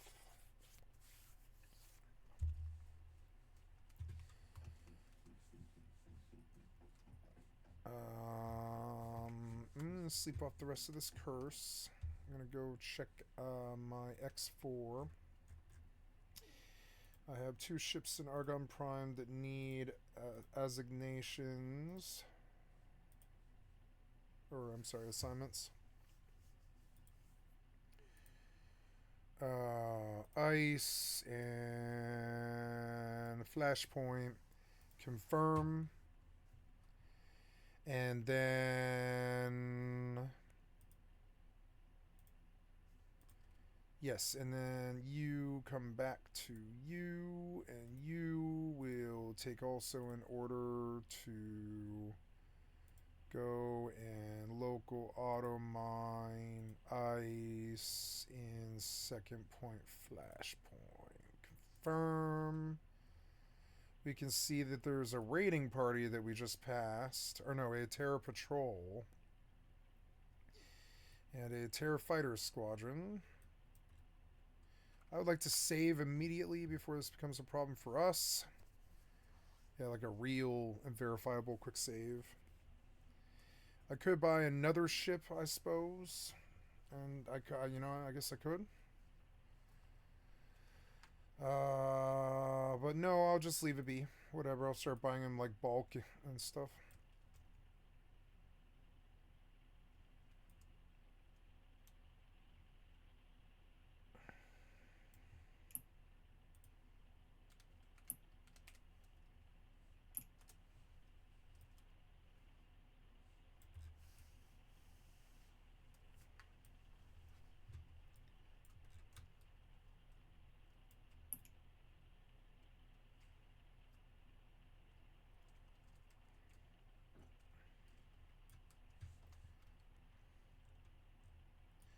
No, Tyr didn't attack. They're like passing through, but I don't think they've got a quarrel with us, or at least I don't even know what the politics are. I suppose there's probably some way to determine what the world politics are, but I'm not even that far into the game yet. I want this game to take years. I'm not in a fucking rush at all. I want this game to be my Star Control. And it is a really cool game. I don't want to focus on it because it takes too long and it's way too pigeonholy on as a main. But it's definitely like a really good game. I meant to use the thing. We raise money $27 at a time. That's our average donation. So here, I'll give you the specifics. This is Elizabeth Warren's, right? Scroll down. Here we go. Small individual contributions make up 54% of the money that she raises. Then we have large individual contributions, which, by the way, they define on Open Secrets, which is where we're getting this data, they define that as anything above $200. So if somebody gives her $201, that counts as a large individual contribution, right? But when you put this together, 54% of the money she gets, small individual contributions, less than $200. And then 42% are above $200. But by the way, also I should point out, not above the legal limit to give to an individual campaign, which is $3,300, right? That's where she gets virtually all of her money from. And then she has 2.92% is other funding, and then PAC contributions is only 0.33%. And for her, when there's any PAC money whatsoever that's given to her, and I'm not even a fan of Elizabeth Warren, she's not nowhere near my favorite politician, but that would be like a Labor PAC or something like that. In other words, Elizabeth Warren and Bernie Sanders responded with factual information. No, I don't take money from Big Pharma, that's bullshit. The corrupting influence of Big Pharma comes vis-a-vis lobbyists, vis-a-vis corporate PACs, vis-a-vis super PACs. That's the stuff you got to look out for, right? Yep. And so they raised money in the most pure way that you can as a politician. You can make an argument, hey, everything should be small contributions, 200 or less. But honestly, in my book, I would say anything, I don't want anything 4 digits or more if I was running. So 999 and less, I'll take that, because at that level, it's not like literal pay to play. You get a meeting with me in a smoke-filled back room and I craft some bill that you want because you gave me a lot of money, right? So even the large contributions that they consider large on Open Secrets are not even really large. And so you're looking at, she raises her money the proper way and she still gets shit, and she gets called corrupt from 2 idiots who support Donald Trump. More on him in a minute, but let's get to Bernard Sanders. Here we go. So Bernie's money, ready? Small contributions make up 53% of the money he raises. Large contributions is 40% of the money he raises. Then other is 6%. 0 in candidate self-financing, 0 in federal funds. It doesn't say super PACs here. He's rejected super PAC money. So the way a super PAC work is it's an outside spending group. So like somebody else creates it and then spends to try to get you elected. And there are literally like no rules for super PACs. You can raise as much money as you want. You can spend as much money as you want. And Bernie runs against super PACs. But there's some supporter of his that decides, I'm going to start a Bernie super PAC because I want to get him elected. So I'm going to start a super PAC. And if I remember correctly, I think even the super PAC they created, they wanted to only take small dollar donations, right? But somebody creates a super PAC to try to help Bernie get elected in 2016. Bernie comes out and denounces it. Says, I don't have anything to do with any super PAC. Get rid of it. That's who this guy is. There's a very famous story I've told you guys about before. There were 2 politicians that all of the lobbyists knew skip over their office. They're not interested. They're not going to play ball. Who were those 2 politicians? Bernie Sanders, the Democratic Socialist, and Ron Paul, the principled libertarian. Those were the 2 that they were like, it doesn't matter. They're not going to listen to us. They don't play ball. They're not corrupt. They don't do this legalized bribery game. Elizabeth Warren and Bernie Sanders raise the overwhelming majority of their money through small dollar donations, and they still fucking get smeared as corrupt, which is absolutely positively astonishing. Now, from 2 fucking Trump supporters sitting there smearing Bernie Sanders and Elizabeth Warren, you ready for this? Here is the super PAC spending. Again, super PAC is an outside group that somebody creates, nominally unaffiliated with the campaigns, although many of them just cheat and lie, and they are affiliated and they know about it, and so they're already flouting the law. But nominally unaffiliated, a separate group sets it up and tries to get a politician elected. Donald Trump has a tremendous amount of billionaire, oligarch, robber baron support and corporate support. Ready for this? 9 of the top 10 PACs that spent on this last election are right-wing, are Republican, are MAGA supporters. The number 1 PAC that spent on this election, Make America Great Again, Inc., $376 million spent in this last election, including, by the way, it was a super PAC. Miriam Adelson gave $100 million to a Trump super PAC, and the quid pro quo on that is, you got to let Israel annex Gaza. You got to let Israel annex the West Bank. And oh, would you look at that? Trump came out the other day and said, yeah, we're going to own Gaza. We're going to take Gaza, and then we're going to build, like, hotels on the fucking beach, and we're going to kick the Palestinians out and ethnically cleanse it. Has Joe Rogan said a fucking word about that? So concerned about corruption vis-a-vis the least corrupt senators in the country, but when the politician he endorsed takes the most amount of money from super PACs, 9 of the top 10 super PACs are Republican spending and pro-MAGA and pro-Trump. And we know the quid pro quo and the direct line, hey, you give me this money, I'll give you X. He's doing it with Gaza, he's doing it with the West Bank, and Joe Rogan hasn't said fucking Dickie McGeezax about that, dog. Now, when you go directly, so put aside the super PAC, which is the most corrupt thing, and Trump takes the most of it, right? Put that aside for a second. Look at Trump's specific campaign, so not a super PAC, not an outside spender group, his campaign. Ready? Large contributions makes up 69% of his money. Small contributions is only 28%.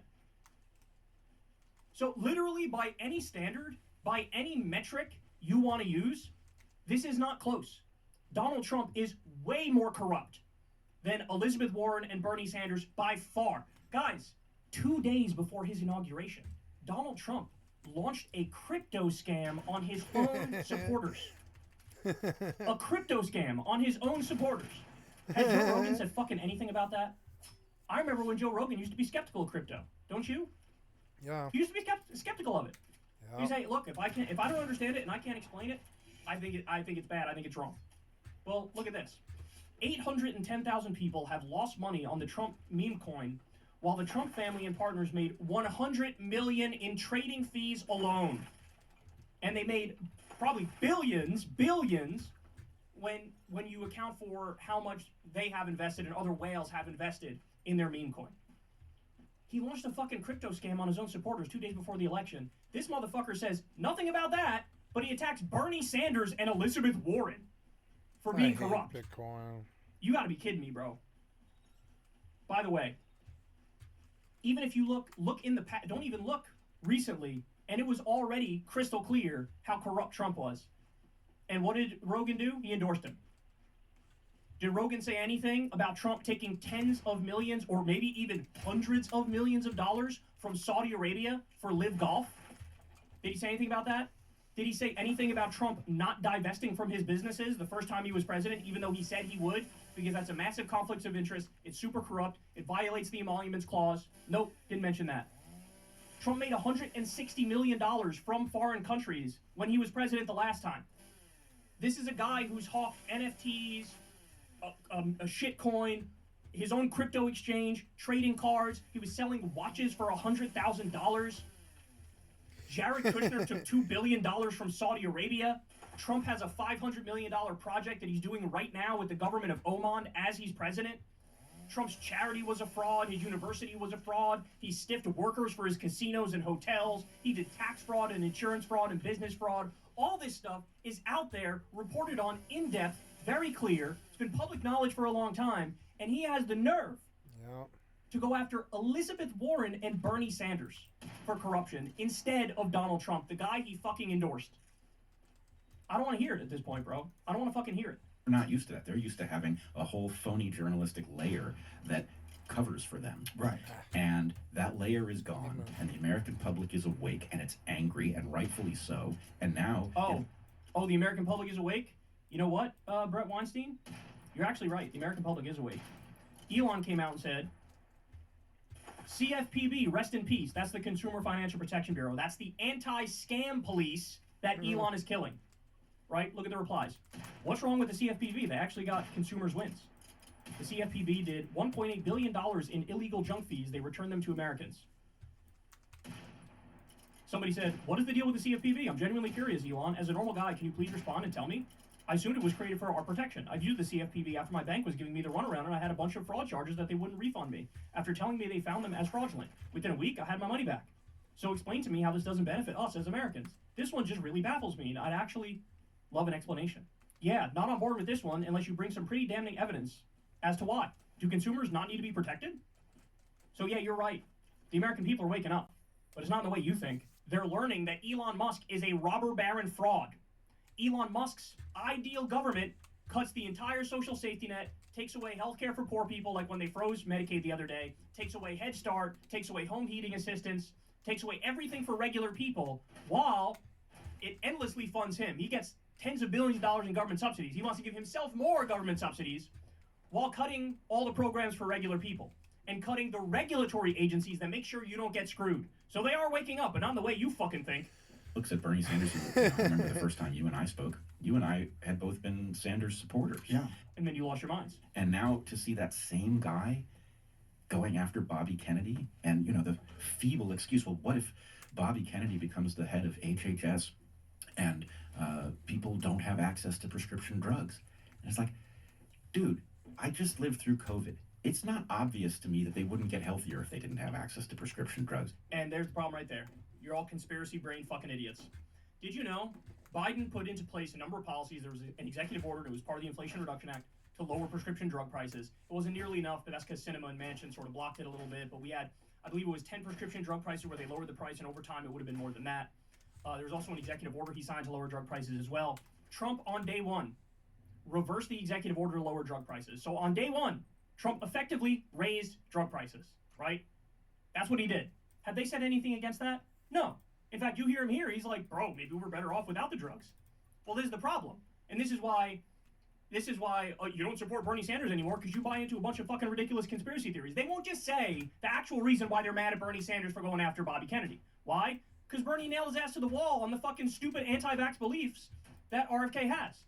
And by the way, the honest RFK supporters will say that up front. They will say, yes, I'm anti-vaccine, and I want RFK to say he's anti-vaccine. That's what the honest ones do. The weaselly ones will be anti-vaccine, know he's anti-vaccine, but then play this game of, bro, I'm not anti-vaccine, I'm actually pro-vaccine. I just want safe vaccines. I don't even know, bro. I don't even know what you're talking about, bro. Like, that's what the dishonest ones do. And that's the problem with RFK Jr. He has many problems, but his biggest one is that he's a fucking weasel. The second he gets in front of Congress, it's, bro, I'm actually, like, really pro-vaccine. I don't know what you're talking about, bro. He's really pro-vaccine. Just like how Rogan, he's this anti-vaccine guy now. He's this COVID skeptical guy now. But he endorsed the guy who did Operation Warp Speed and got us the vaccine. That was one of Trump's biggest accomplishments, was doing Operation Warp Speed, getting us that COVID vaccine. The lockdowns happened under Trump, but somehow Rogan's against all that, but he endorsed the guy who did it. And that's supposed to make sense to you. You're supposed to be able to square that circle in your mind. Makes no fucking sense whatsoever. They're a bundle of contradiction and hypocrisies and factual inaccuracies and idiocy. That's where we're at now. So they're mad that Bernie Sanders, what did he say to RFK Jr.? He grilled him on whether or not vaccines cause autism. Because you know what? They fucking don't. That's been debunked for such a long time. The name of the guy who came up with that was a doctor by the name of Andrew Wakefield. The study had to be retracted because it was just flat out incorrect. The guy lost his fucking medical license, and we're still debating here in the year of our Lord 2025 whether or not this is true. Do you know the conspiracy theorists claim there's a particular ingredient in the vaccines that makes people autistic? So you know what the pharmaceutical companies did? They said, look, a lot of people seem to believe this. This is a preservative that we put in our vaccines, but hey, if they insist we take it out, even though we say it doesn't cause autism, fine, we'll take it out. They took out the preservative. They moved the vaccines cause autism people, moved the goalpost and said, bro, it's actually something else in there that causes the fucking the autism. These people are not serious. They're not serious. And then the right was trying to make fun of Bernie because one of the things he did was take up the Children's Defense Fund, which was RFK's group. He put up clothes that they sell on their website, and they had onesies for babies that had an anti-vax message on both of them.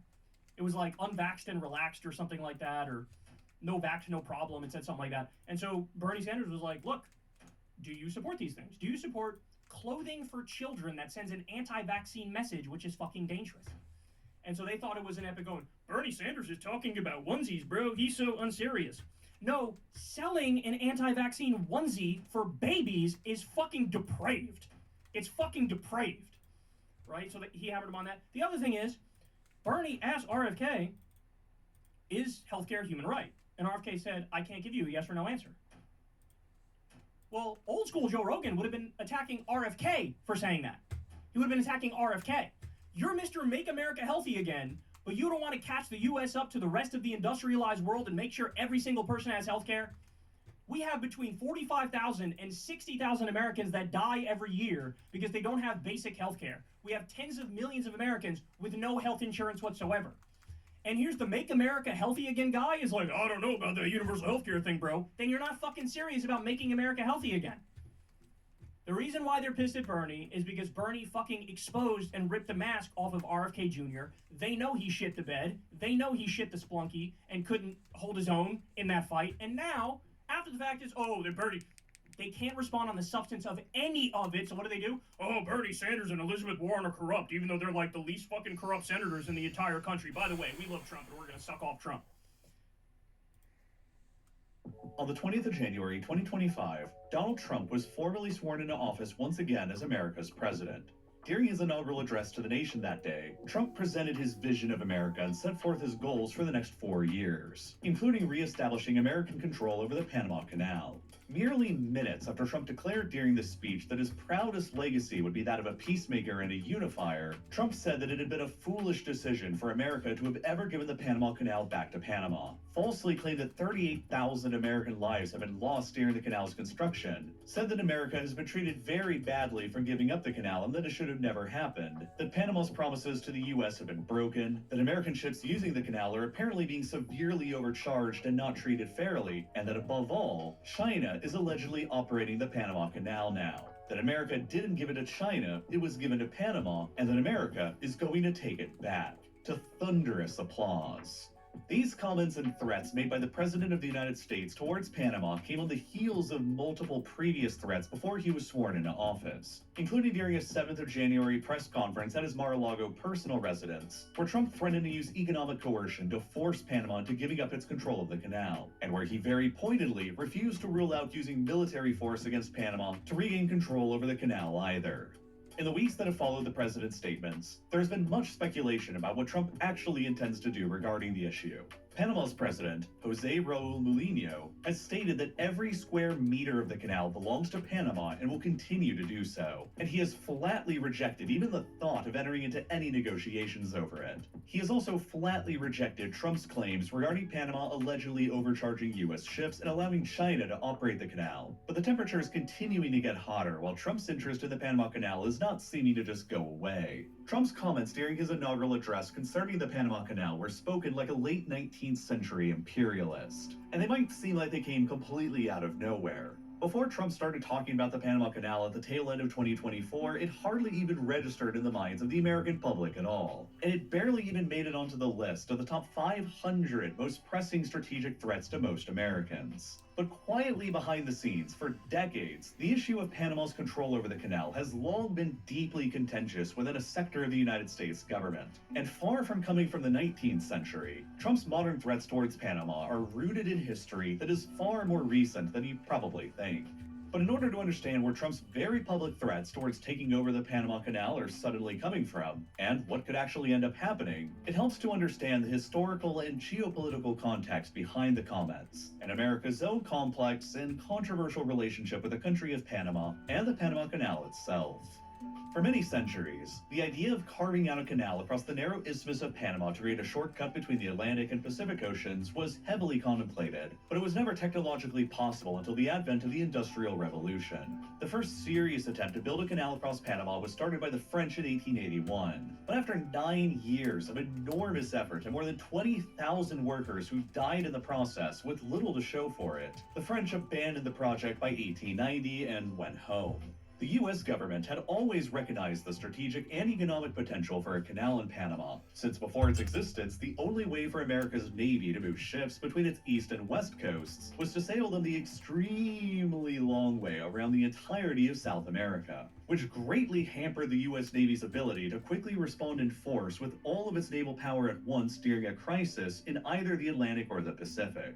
Even today, with modern shipping technology, the Panama Canal saves about 16 days off of a ship's travel time between New York City and San Francisco, when compared to going the long way around South America. But America's interest in a canal across Panama increased even more dramatically during the administration of President William McKinley, arguably America's last openly imperialist president, and the only former president that Donald Trump mentioned at all during his 2025 inaugural address. Oh my God. McKinley led the United States into a victorious war against Spain in 1898, which led to the U.S. acquiring vast new territories around the world in Puerto Rico, Guam, and the Philippines, while he also separately oversaw the U.S. annexation of Hawaii in the same year as well. After acquiring this vast new overseas empire at the tail end of the 19th century, America became more interested than ever in the Panama Canal project, as a maritime shortcut that would enable its navy to respond more rapidly to threats to the new far-flung territories. And so, just a few years later in 1902, the US government began entering into negotiations with Colombia to take over the previous French-led effort at building that canal shortcut across the narrow isthmus of Panama, which at the time was still a part of Colombia.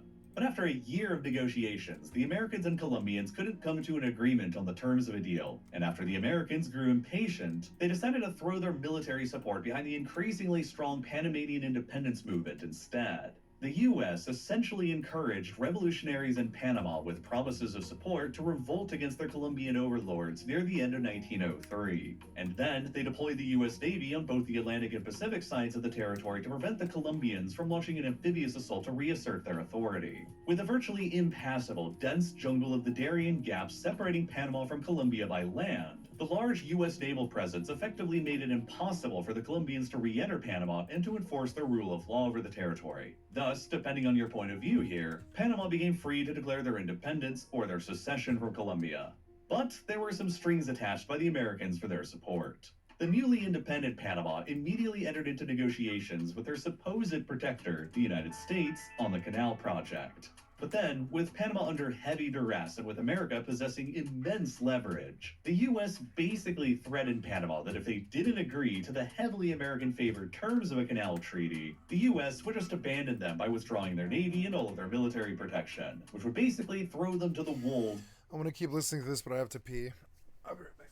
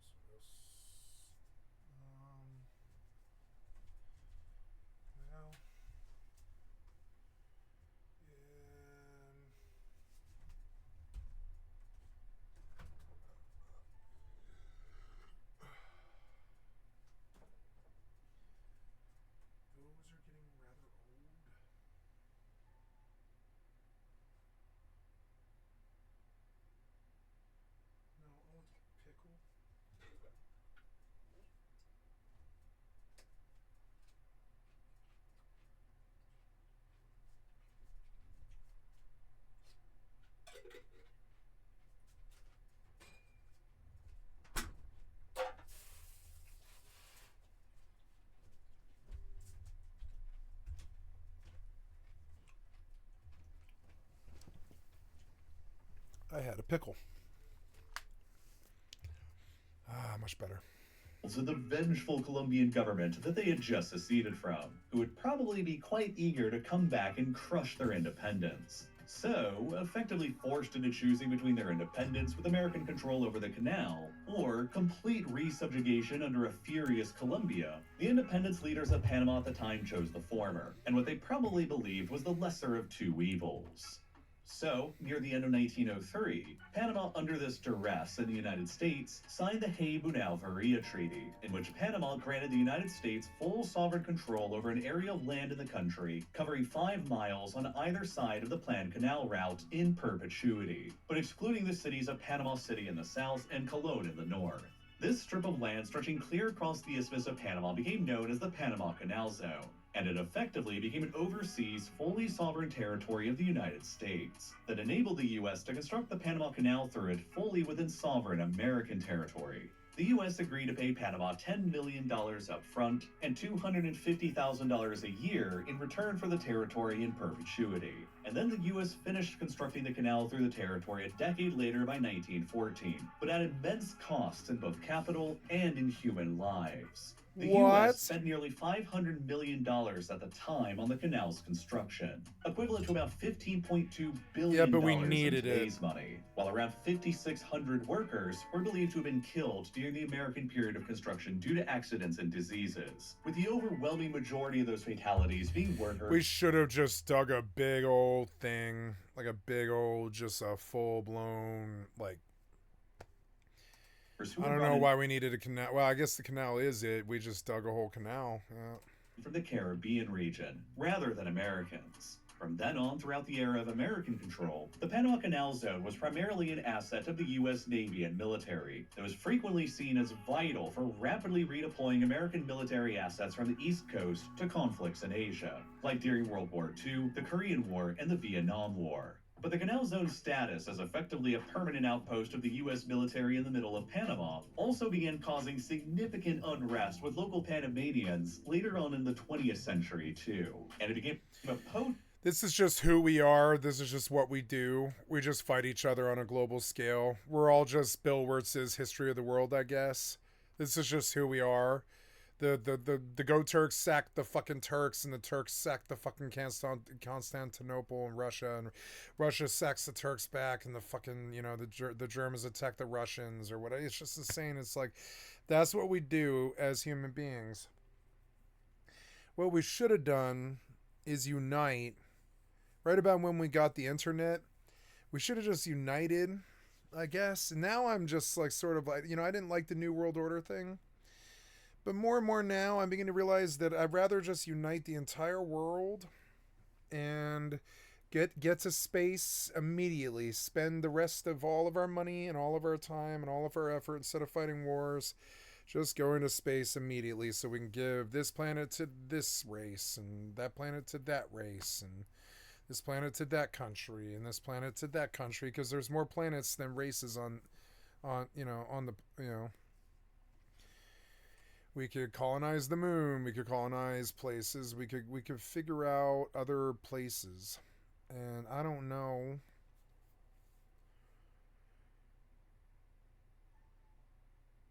I don't know about colonizing the moon. I think we colonize space stations. And we put them in orbit around the moon and shit like that. And we have countries build space stations rather than kill each other. You know? Go live on the space stations. That's my current solution. I don't think it's interstellar travel to places far away. I don't think it's colonizing the moon or Mars or any of that stuff. I think we just all need a lot of space stations up there in space. I don't know. I don't see a solution to all of this. Potent symbol of lingering U.S. imperialism in Latin America as the world entered into the Cold War.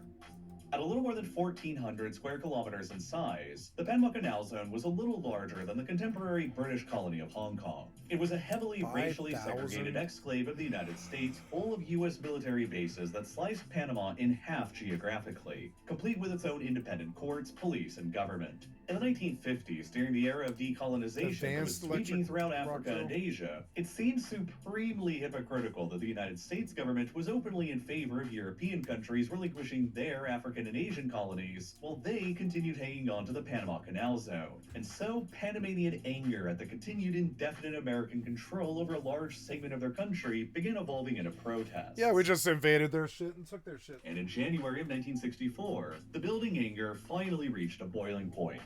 In response to the canal... I guess that's just what we do, right? That's just what we do. I'm gonna get the popcorn and I'm gonna watch while we conquistadorialize other countries. Zone administration not allowing a high school in the Canal Zone to fly the Panamanian flag alongside of the American flag, a group of young Panamanian students decided that they would march to the Canal Zone's entrance and protest. But those protests quickly evolved into multiple days of deadly riots between the Panamanian people and the U.S. Army, in which millions of dollars worth of property was destroyed, and in which 22 Panamanian protesters and 4 American soldiers were killed, and hundreds of Panamanians were injured.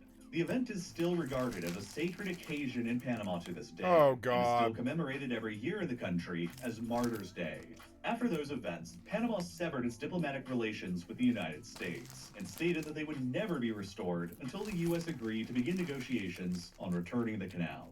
The LBJ administration in the United States at that time recognized that if the canal continued remaining in American hands, the building anger rising in Panama at their presence would never just go away, and they'd have to keep using the army to intervene forcefully from time to time to safeguard it, which didn't exactly look very good in the greater region of Latin America that the United States was increasingly finding itself in Cold War competition over with the Soviets. As a result, the LBJ administration eventually came to an agreement that would have actually restored Panama's sovereignty over the Canal Zone. But then, Panama's civilian government was overthrown during a military coup in 1968 in the... Grab a beer. Be right back.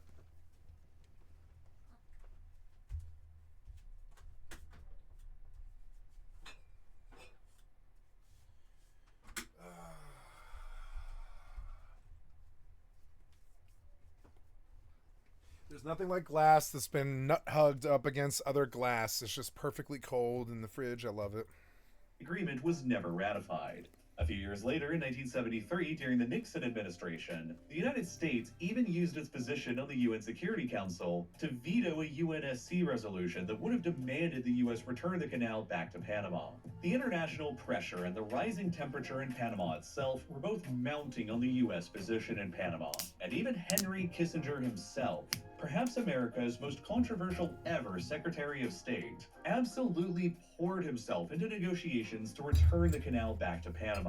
In 1975, he famously warned the Ford administration that there would soon be riots all over Latin America if the United States didn't renegotiate the original canal treaty with Panama. This was the heated atmosphere around Panama that Jimmy Carter found himself in when he entered the presidency in 1977, and he, more than any of his predecessors, was determined to finally resolve the issue. Far from the naive gift that some people have since tried to paint Carter's decision to return the canal as, it was a highly strategic decision at the time to try and improve America's global image and its relations with Latin America, at a time of fierce geopolitical competition throughout the region with the Soviets. So, later on in 1977, Carter and the de facto leader of Panama at the time came together and finally signed the Torrijos-Carter Treaties, which were ratified by the U.S. Senate the following year in 1978 and did several things. The Carter Treaties dissolved the area of the Canal Zone and returned all of the land in the zone back to Panama the following year in 1979, while control over the Panama Canal itself would become jointly administered between both the U.S. and Panama until the final day of the millennium on the 31st of December, 1999, when at noon, during a formal ceremony, the canal's full control was finally handed over entirely to Panama. The Carter Treaties also enshrined a status of permanent legal neutrality over the canal, enabling it to be freely used equally by all of the nations in the world, while the United States was given the authority to defend the canal's neutrality militarily if it were ever to be threatened. But Carter's decision to hand the canal back over to Panama was not a universally popular decision back in the U.S. One of the fiercest critics of the decision at the time was none other than Ronald Reagan. When he was running for president in 1976, he made retaining America's control over the Panama Canal one of his most central foreign policy slogans, repeatedly saying in his speeches to thunderous applause, "We built it, we paid for it, and we're going to keep it."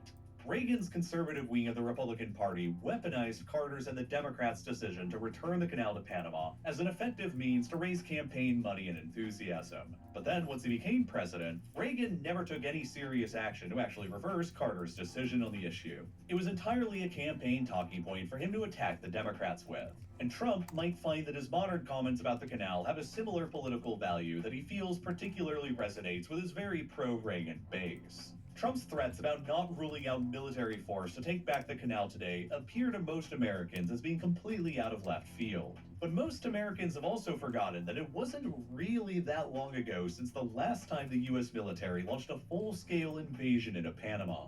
But pretty much every Panamanian today over the age of 40 remembers well the night of the 20th of December 1989, when tens of thousands of American soldiers invaded their country.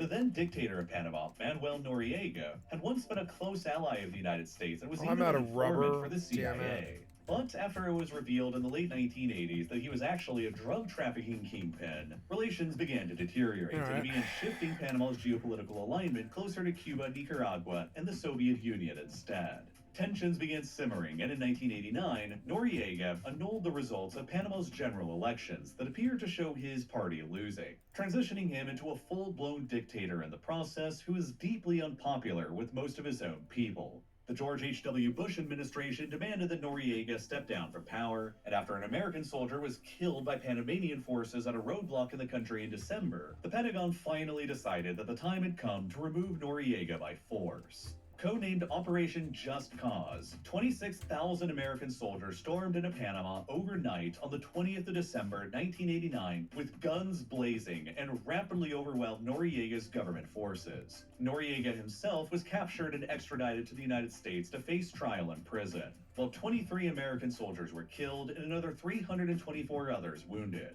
True to their word, the United States did not take advantage of the situation after they found themselves occupying Panama. All of the previous Carter-era treaties regarding the canal were upheld, and democracy was fully restored to Panama. While the invasion itself that toppled the dictator Noriega was broadly popular in Panama at the time.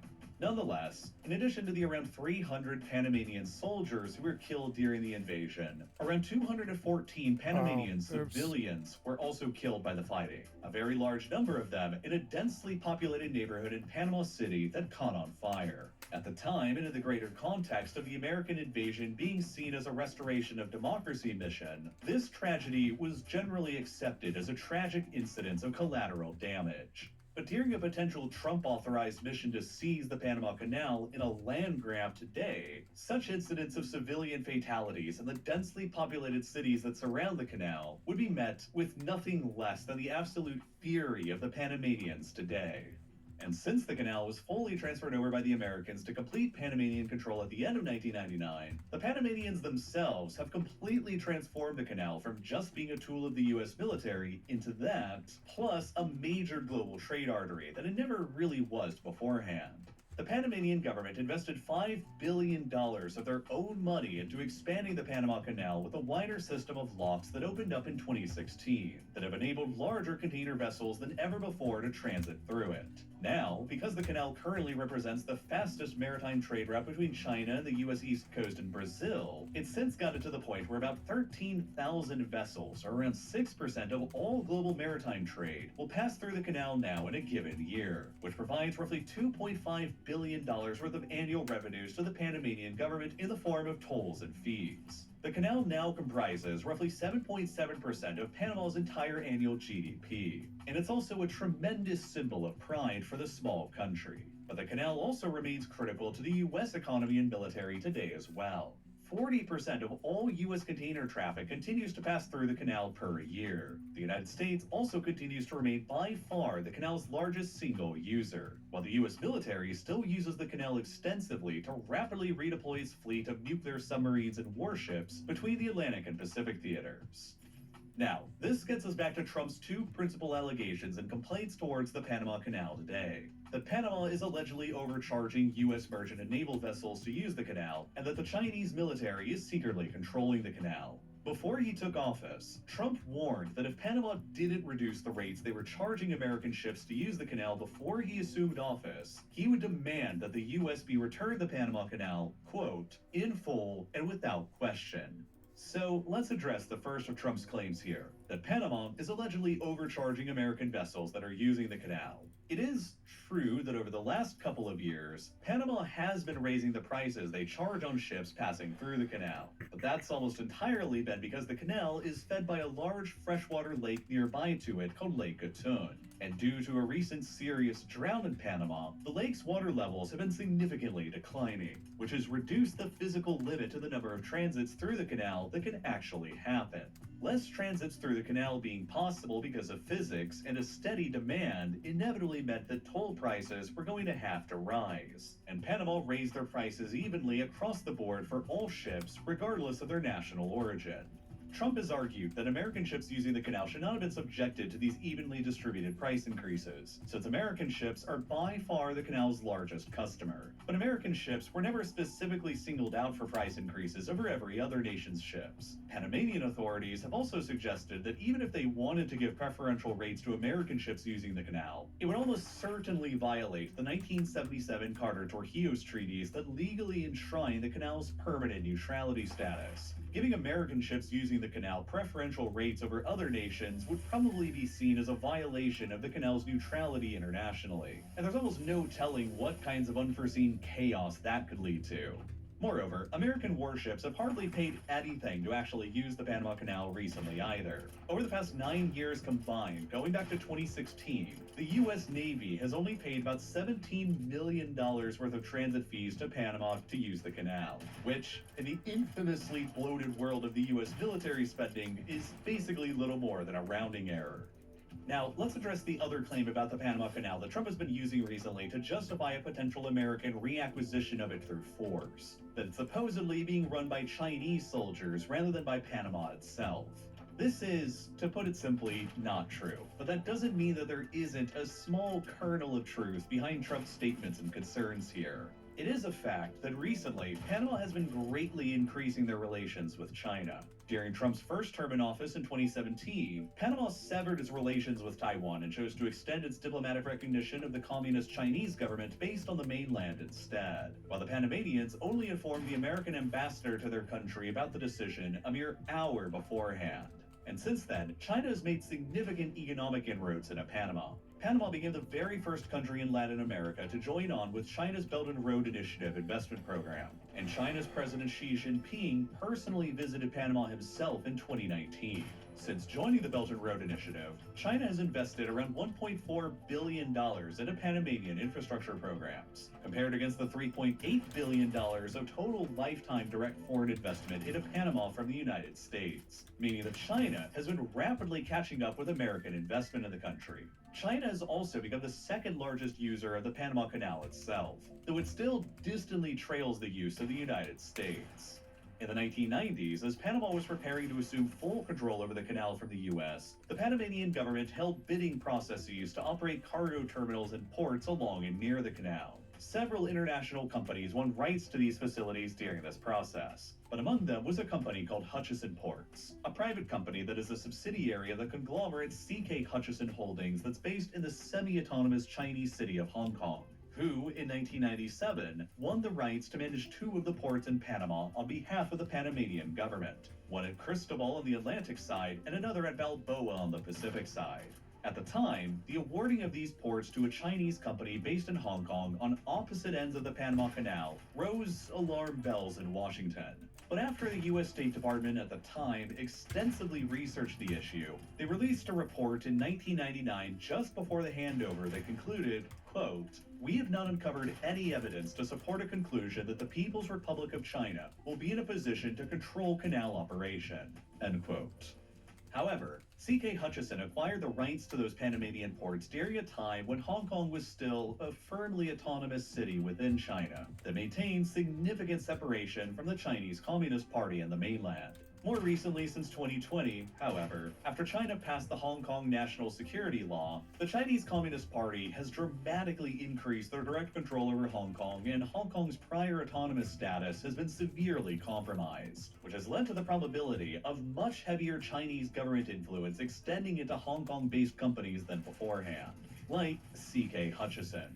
The U.S. government was then further alarmed in 2021, when Panama renewed CK Hutchison's concessions to the ports for another 25 years, extending them into 2046. On their own, there's nothing that's necessarily nefarious about C.K. Hutchison's control of these ports. In addition to the 2 that they operate in Panama, they operate another 51 other ports all around the world, throughout Europe, Latin America, Africa, Asia, and Australia. But that hasn't silenced the national security alarm bells being ringed in America over their ports in Panama.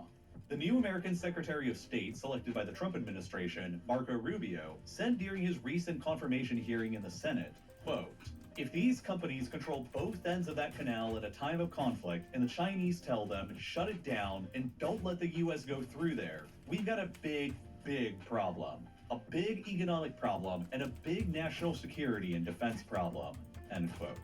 He also argued that China could use the ports to, quote, "turn the canal into a choke point in a moment of conflict, and that is a direct threat to the national security of the United States," end quote.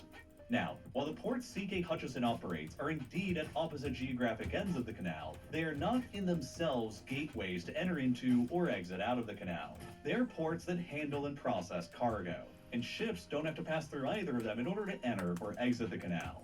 But that isn't to say that they aren't still a potential threat to America's interests. During a potential time of war, or in the events leading up to one, the Chinese government could apply pressure on C.K. Hutchison or even nationalize the company to exploit its assets, like the ports in Panama. The People's Liberation Army could hide soldiers or saboteurs amongst the port's workers. And with China's increased grip over Hong Kong, the fear is that C.K. Hutchison is in no position to ever tell Beijing no.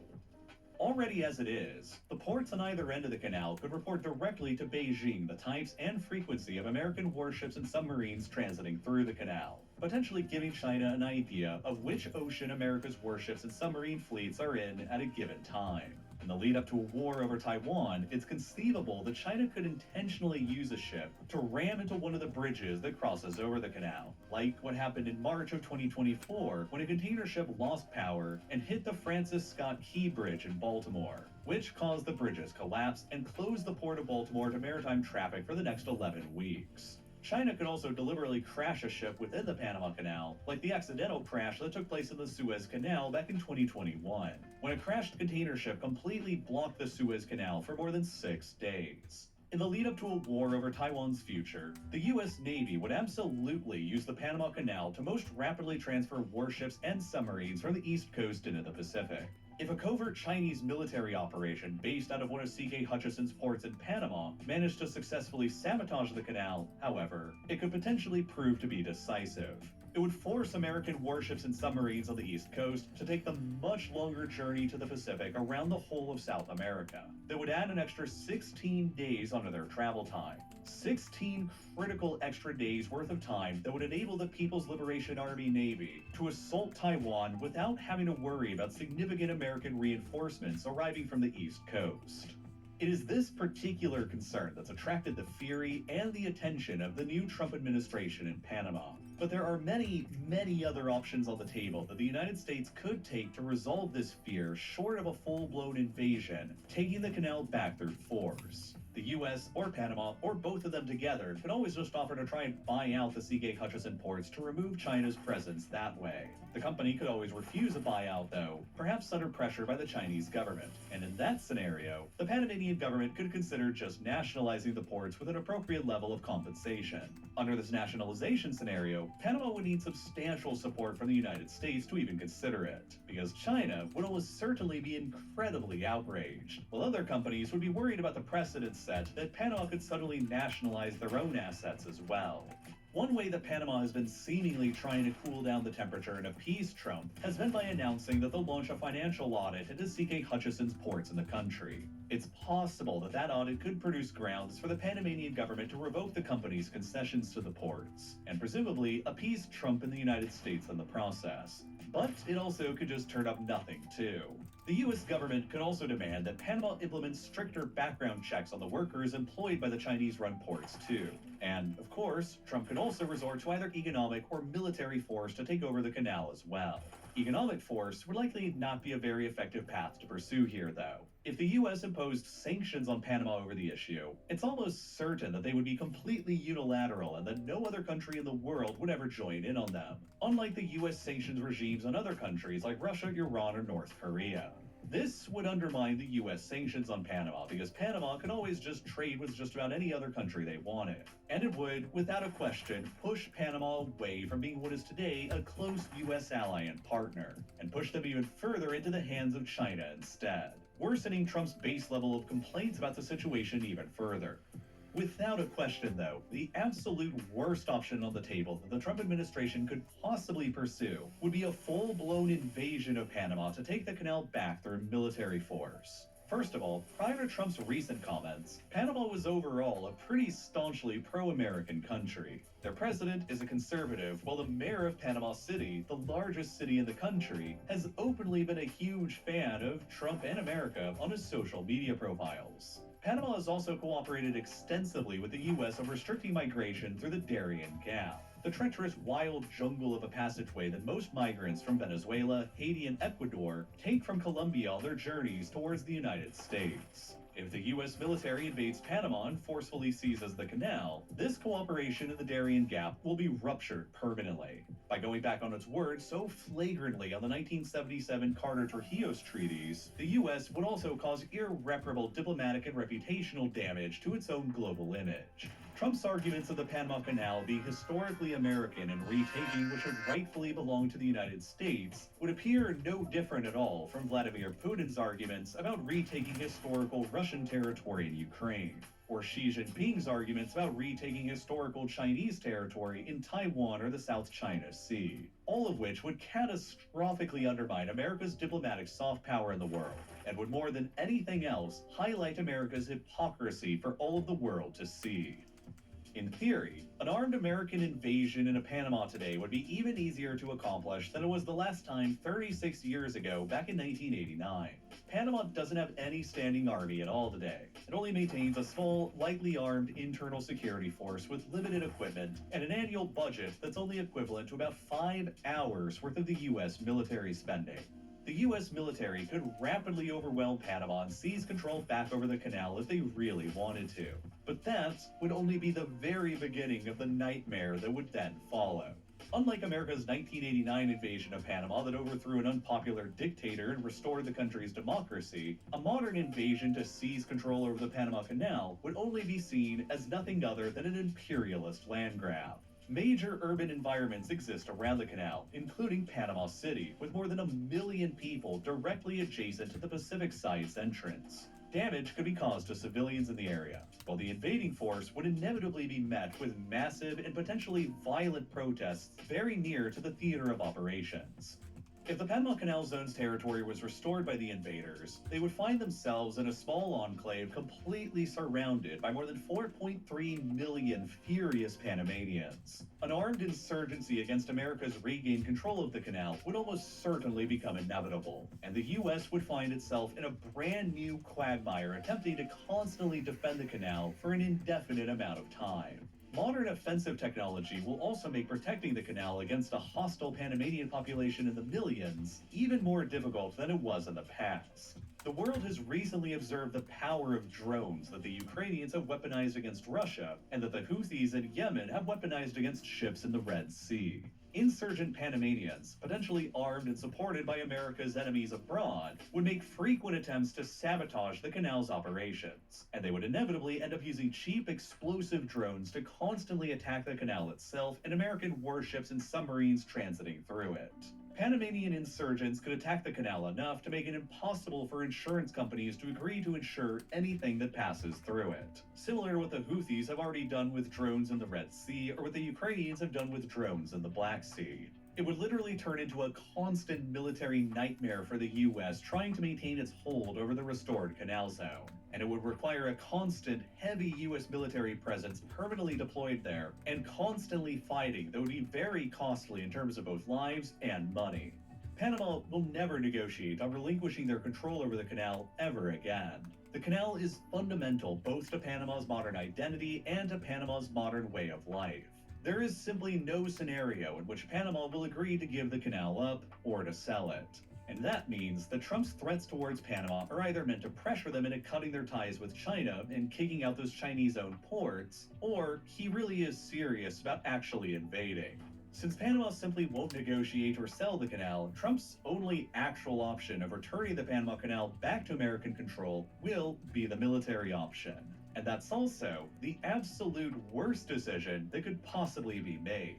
And everyone with any potential influence here should do everything they can to ensure that that option is never actually allowed to happen. Over the past month, with all of Trump's comments and actions since he reassumed the American presidency, it seems that a normal year's worth of events have all been condensed into just a matter of weeks. Through January alone, we not only had Trump's threats about reclaiming the Panama Canal, but Trump's threats towards establishing American control over Greenland as well. The tariff showdown that Trump launched against Canada, Mexico, and China, while we also saw the start of the first long-lasting ceasefire in the Israel-Hamas war in Gaza, after 15 months of nearly continuous war between them. We saw the Houthis in Yemen de-escalating by announcing that they would cease attacking American and British maritime shipping in the Red Sea, while we also saw the Russians gaining significant ground in eastern Ukraine, with the capture of several strategic cities in the Donbass theater, like Toretsk and Chasiv Yar. While we also saw the U.S. conclude that the Rapid Support Forces in the Sudanese civil war were guilty of committing genocide in Darfur, while Rwandan-backed rebels in the Democratic Republic of the Congo captured control over a huge city with a population of over 1 million people. Every month, so many important things are currently happening from developing conflicts around the world that it's almost impossible to actually keep up with it all, no matter how well informed you try to be. I wanted to start creating one new video a month that covers all of these increasingly major developments from conflicts taking... Yeah, it was good too.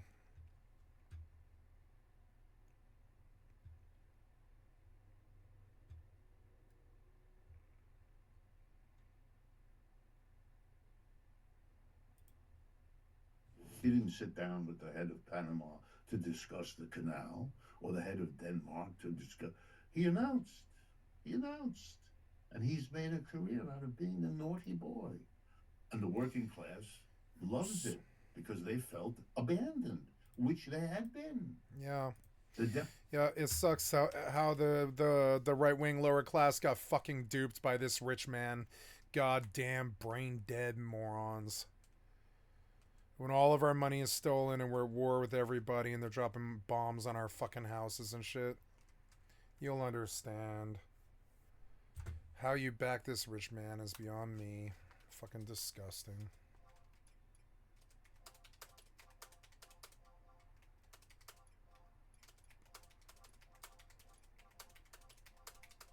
What kind of lower class are you?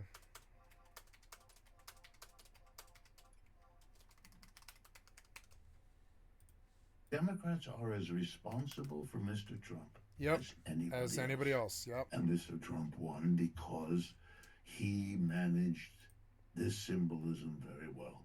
I am naughty.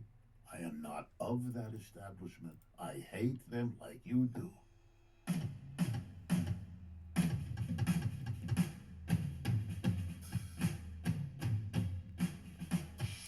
We last spoke on the show a few months ago, just before the 2024 election. And at the time, the crucial word you used to describe Donald Trump was irrelevant. And I believe, you should correct me if I'm mistaken, that the point there was that he was just going to be some sort of blip in history. And I'm wondering if now, in 2025, you're still feeling that he's irrelevant. Yep, I am. I don't think that. I don't think he has a clue. No. I'm mostly amazed. Yeah, I don't think he has a clue either. Collection of people he has brought with him, because I wait for somebody in that group, and that may still emerge, but I wait for somebody who seems to me at least to have a sense of a strategic perspective that understands the basic problems and comes up with a plan of how to deal with them. I'm not expecting a plan that's foolproof, a plan that can't fail, and nothing like that, but just a kind of coherent assessment of what the problems are connected to a coherent plan. The economic problems faced by the United States now are incredible. in their multiplicity, in their seriousness, in how many of the problems have not been addressed for a long time. But I don't see, other than verbiage, the verbiage is endless, a sort of an explosion of verbiage, but I don't see it. So I don't think whatever he does is going to make much of a difference to what's going on. Here and there will have impact, horrible in some cases, perhaps beneficial in others, but as a comprehensive assessment of the problem and the strategy, no, I don't see it. And so my conclusion is that the hodgepodge of policies, and that's what it is, a hodgepodge of mutually contradictory, weird proposals that are much more the all-purpose hand. Continuations of what worked for him as a candidate. I see. Plus doubling down on where he got himself into trouble. It seems to, if I can discern a strategy, that's it. What worked to get me in, it should work to keep me going. Big mistake. And doubling down where I didn't succeed before, or where I've been got pushback, doesn't strike me as a brilliant move either. It's a kind of mechanical response to somebody who hopes that this approach will somehow work. People have been asking me, and the image I like is Donald Trump was told that there is this thing in football called a Hail Mary pass. That's when the quarterback in a tough situation just leans back and heaves the ball downfield as far as possible, tells his confederates on the team, those that are responsible, go into this direction, go to the left corner, let's hope you're where the ball comes down or where it bounces into you. And you know, sometimes that works. Is it possible that what Mr. Trump does will actually produce the outcome he tells us it will? Sure, it's not a zero possibility, but then we don't Mr. Trump, because that's almost true for anybody who would have, certainly would have been true for Mr. Biden or Kamala Harris or anybody else. It's not a coherent, and I'd be glad to explain how and why that is, but it's a strange amalgam of contradictions. And the only reason I have to say that is because the media in this country want to give him, as a new president or a returned president, the benefit of the doubt, or maybe some leeway, or the first 100 days. And so they don't do what they should do. I think that will change as the impacts of what he does become clearer, but for the moment, no. You said a lot of things that I want to get back to, such as this hodgepodge of strategies and his cabinet picks. But stepping back for a moment, one of the things that I've really come to enjoy doing on the show, even though many listeners seem to hate it, is discuss both sides of an issue. And so my last interview was with Victor Davis Hanson of the Hoover Institution, and we talked about Trump and the election and what to expect going forward. Thank you, Robinson Earnhardt. We're going to discuss. Before I tell you some of the things he thought, which I expect you might disagree with, I would hope so. I am curious to hear why you think, after the fact now, Trump won the election and Harris lost. Harris made a strategic choice to be the continuation of Joe Biden. I understand what many of the considerations were that led her to make that decision. And when I say her, I mean the entourage around her that helps her make strategic decisions, which all candidates have. And I think, if I had to pick a single thing, what the American people want is change. An awful lot of them want change. And Mr. Trump, not by the programs he comes up with so much, but the bluster, the bullying, the over-the-top language, the endless symbolism. And so Kamala Harris undercuts this by insisting under pressure that she is the continuation of Joseph Biden. That was a mistake. Biden was nothing. Biden was same old, same old. You know, Biden, and by that I don't mean Democrat. You know, it's like George Bush or Clinton or Obama. It's what a majority of Americans, in different ways and for different reasons, they don't want more of that. They want something else. And I think, you know, in a country like ours, which has its Cold War legacy, which I would define as follows: a liberal consensus on both sides, the kind of moderate Republicans and the usual Democrats, moving steadily to the right, both of them, in the aftermath of the Great Depression, in a program I would call the undoing of the New Deal, which they did together. What the lesson was to the mass of people is there is an establishment. We have Tweedledum and Tweedledee. We oscillate between the Republican and the Democrat.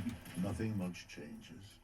And if you do want to change, the only allowable place is to go to the right, because the left was anathema.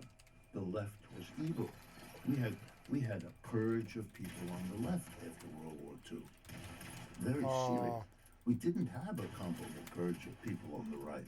The American people were taught there's really two options: this consensus and the right.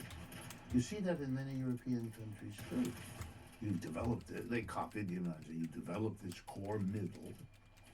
But if people don't want the middle anymore and begin to ask themselves, what else is there?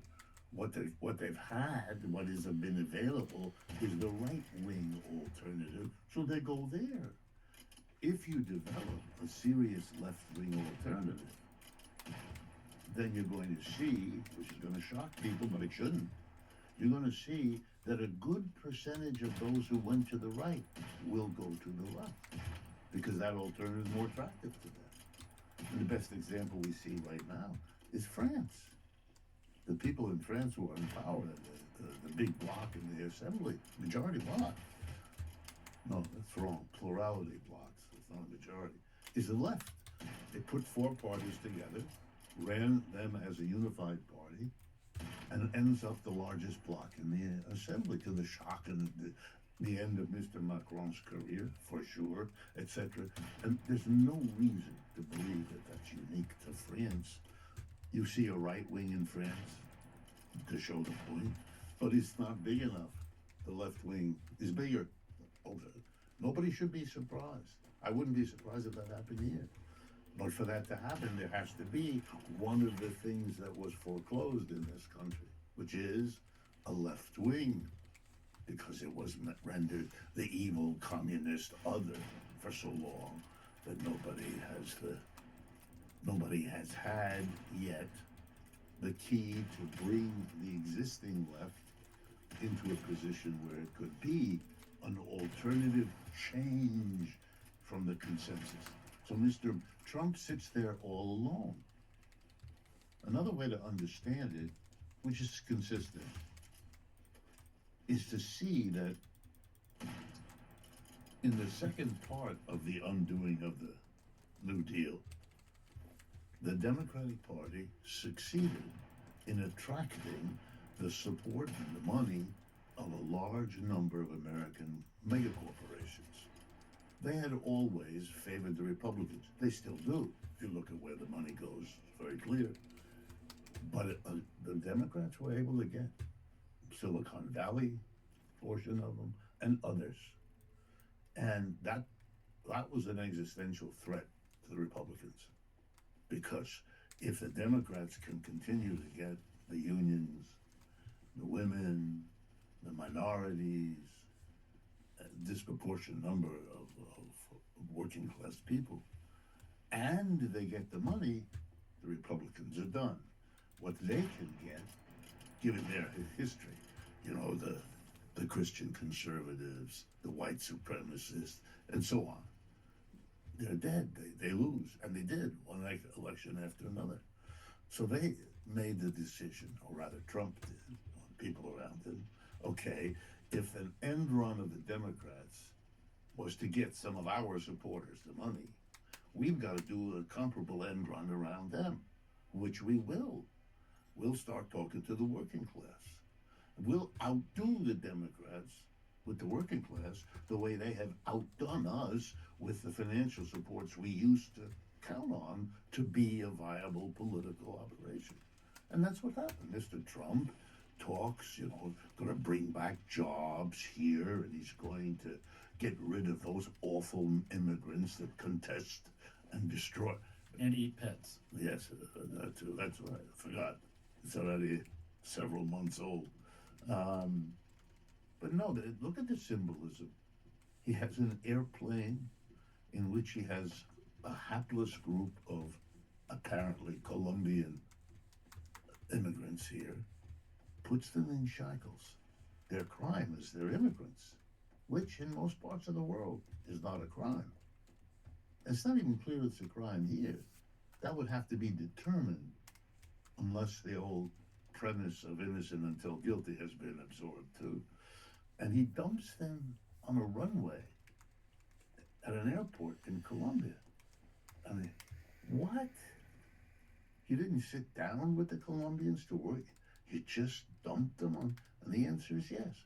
You didn't sit down with the head of Panama to discuss the canal, or the head of Denmark to discuss. He announced, this is naughty boy. This is naughty boy. And he's made a career out of being a naughty boy. He's upset that he's treated like a naughty boy and then acts like a naughty boy, which is not all that unusual among naughty boys. So that's what we have symbolically. And the working class loves it because they felt abandoned, which they had been. The Democrats are as responsible for Mr. Trump as anybody else. And it should be understood for the historical moment that it is. And I think Mr. Trump won because he managed this symbolism very well. I am naughty. I am not of that establishment. I hate them like you do. They have abused me personally, just like you. And Kamala Harris can't, she would have had to develop a different persona, a different projection. She didn't do that. I'm not privy, so I don't know what her calculations were, but I think they were wrong.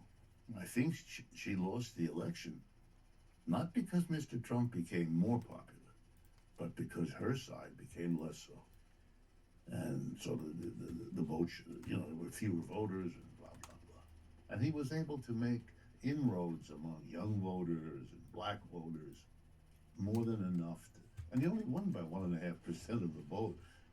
He has to create the mandate verbally because he doesn't have it in reality.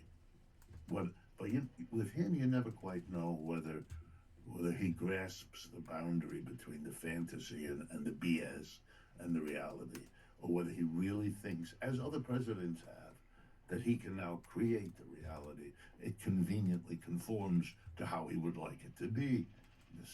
A lot of people make that mistake. Before we return to this narrative of change, which I find very compelling, and I guess it might actually be involved in this conversation, in this coming question, and also Victor Davis Hanson, who I just mentioned. Right.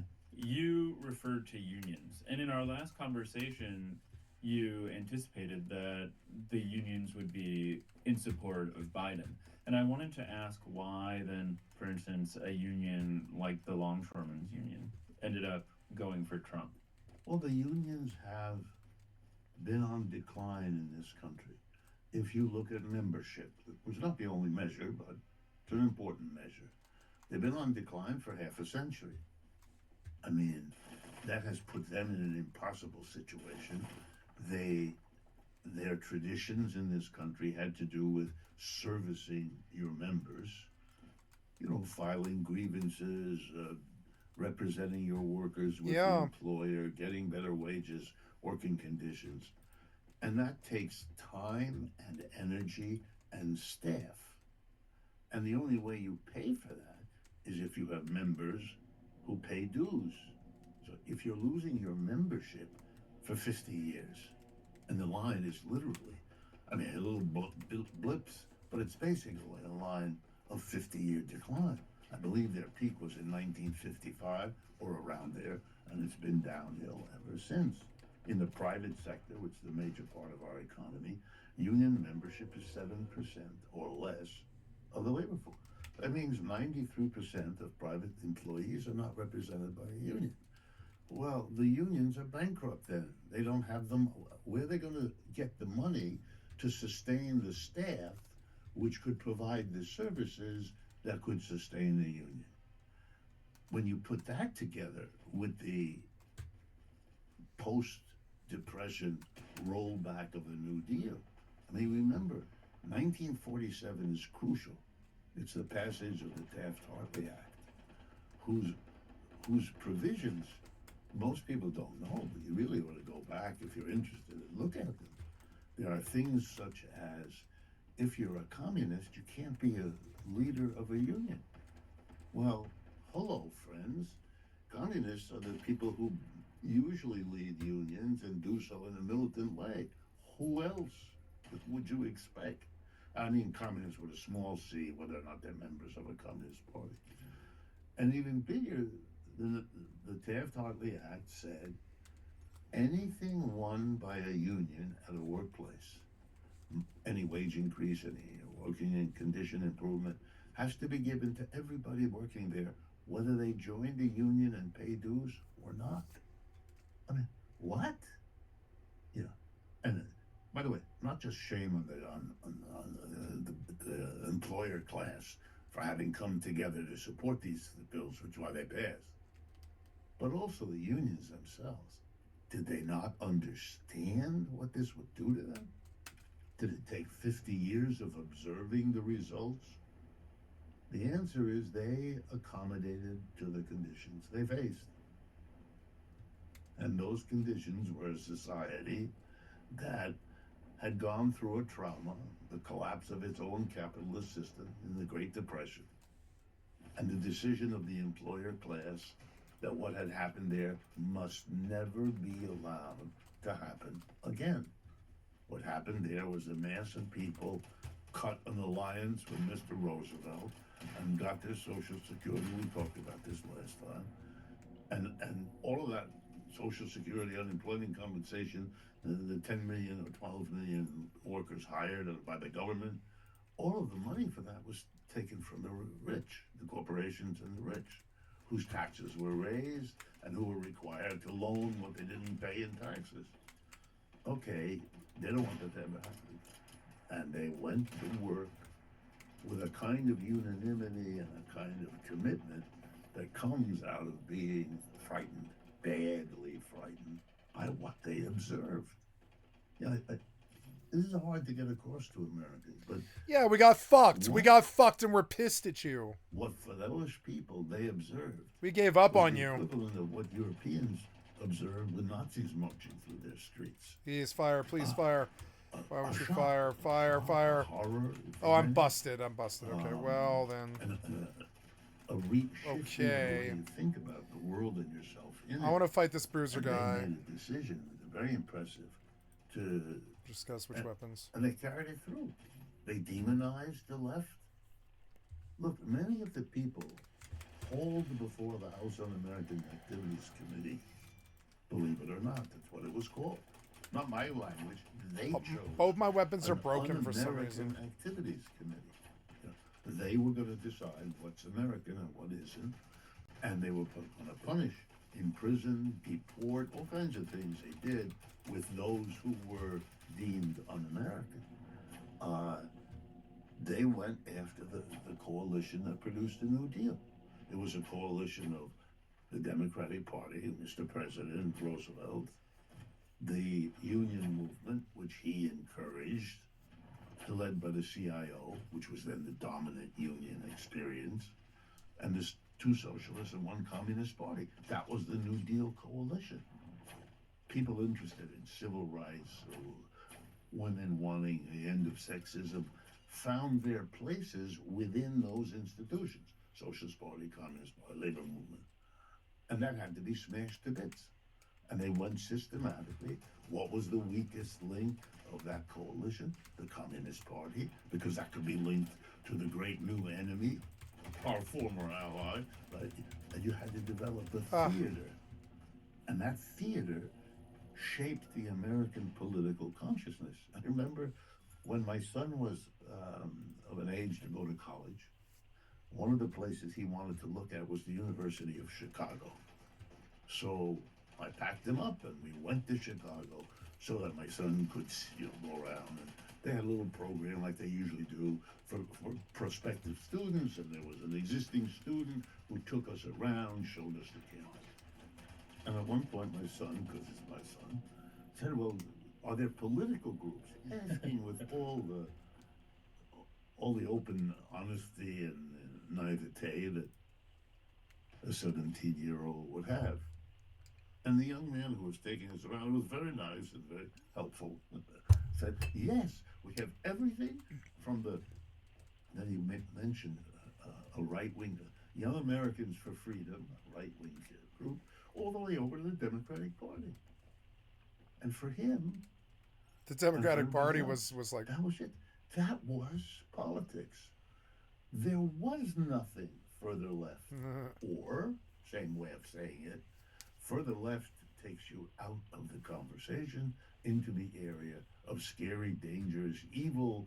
Oh, for that. And the young man in the University of Chicago, very American, had absorbed that without understanding what he was doing. He absorbed it. The whole country is that. And that's why when this era of capitalism is over, as I believe it to be, this game's not on the Steam Deck. The position of the United States is over, as I believe it to be, and you turn in with the horror of that, the fear of what that means, well, then you go to the right because that's the alternative to what you have had all along, and you feel the need for a break. Mr. Trump plays that theme endlessly. I'm new, I'm different, I'm with the verbiage and the hyper, 400 presidential orders, each having to reverse them the next morning, didn't think it through. Look at this, it's a spectacle. But it's a spectacle that has its real roots. Again, I'm just keeping track of all the things we're going to be coming back to. I assume that a big portion of our conversation will be about the end of the American empire and where we are with Trump right now. But now I would like to take this narrative you've given about the election being explained by a desire for change and the inability of Harris and the Democratic Party to provide that. I'd like to connect that to what Victor Davis Hanson said and see if you see any resonance between the two ideas. The way that Victor accounted for the election is he sees it, I think, as part of a larger culture war between, on the one hand, what he referred to as the bi-coastal left-wing intellectual elite, and then on the other side, a more common folk that is simply competence-minded and down-to-earth and cares about skills and success and doesn't care about Ivy League degrees. And has spokespeople like Mr. Hanson. And has spokespeople like Mr. He is a farmer. Yes, well, he is. He is. So, on the one hand... I have 4 tomato plants. Yeah, go ahead. On the one hand, I see this as connecting to your idea of change as well, because presumably the right wants change from this obsolete left ruling class. But I wonder if you see a similar culture war afoot at all. No, I see people like him really trying and stretching to construct such an idea.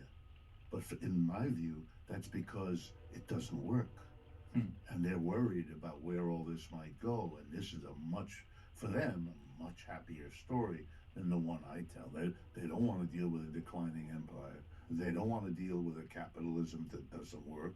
They want this to be all in the realm of the bad people on the coasts with their evil elitism versus the men and women of the soil. And this game has been played by left-wingers too. This is a very old way of thinking. He may not know it, but I could give him references if he wants about, where this game has been played before. I don't think the elites, whatever that quite means, on the coast have the power or the understanding to play the nice role of bad guy that his construct assigns to them. Enemies approaching. I understand what he's doing. It's all over the place. I'm sure he didn't claim he was the origin of this inside. He repeats it. And for me, it's empty.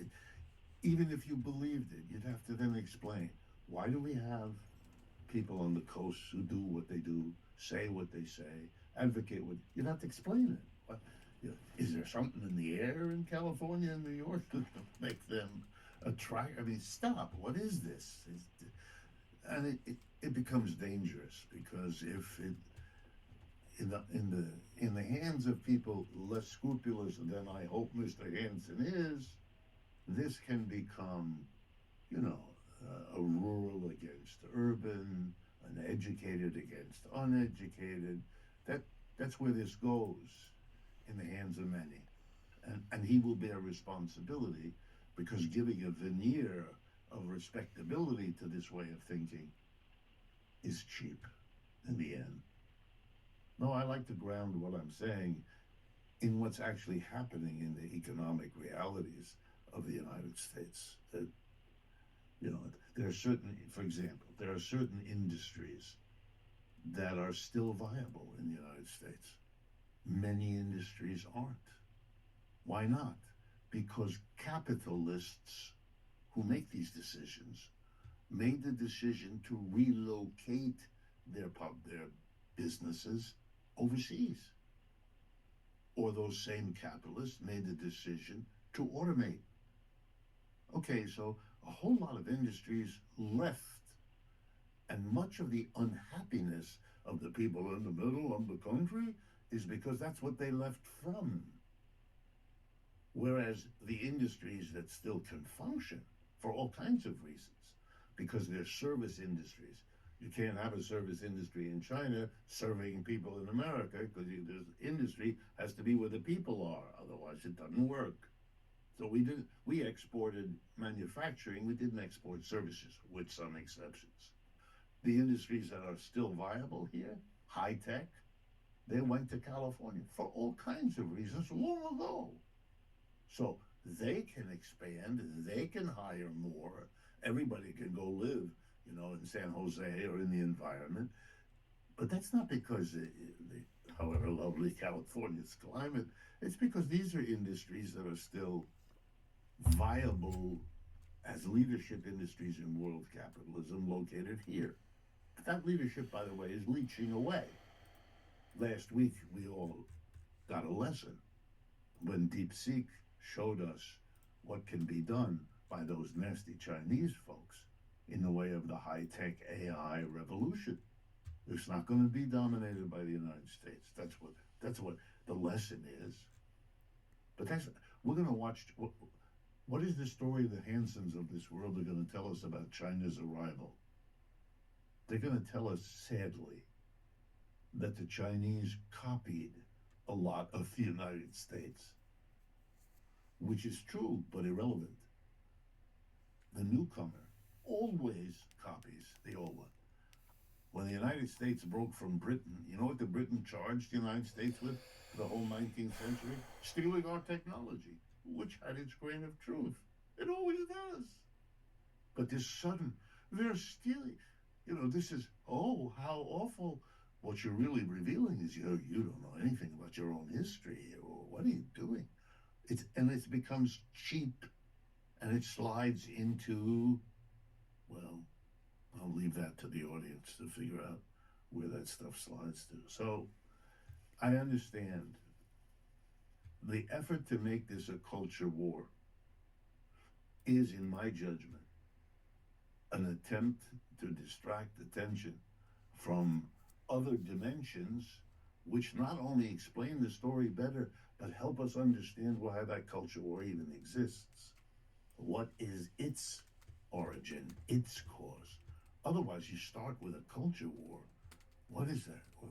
How are you going to ground that? And by the way, I don't know Mr. Hinson, but that kind of argument then becomes grounded in stories of education.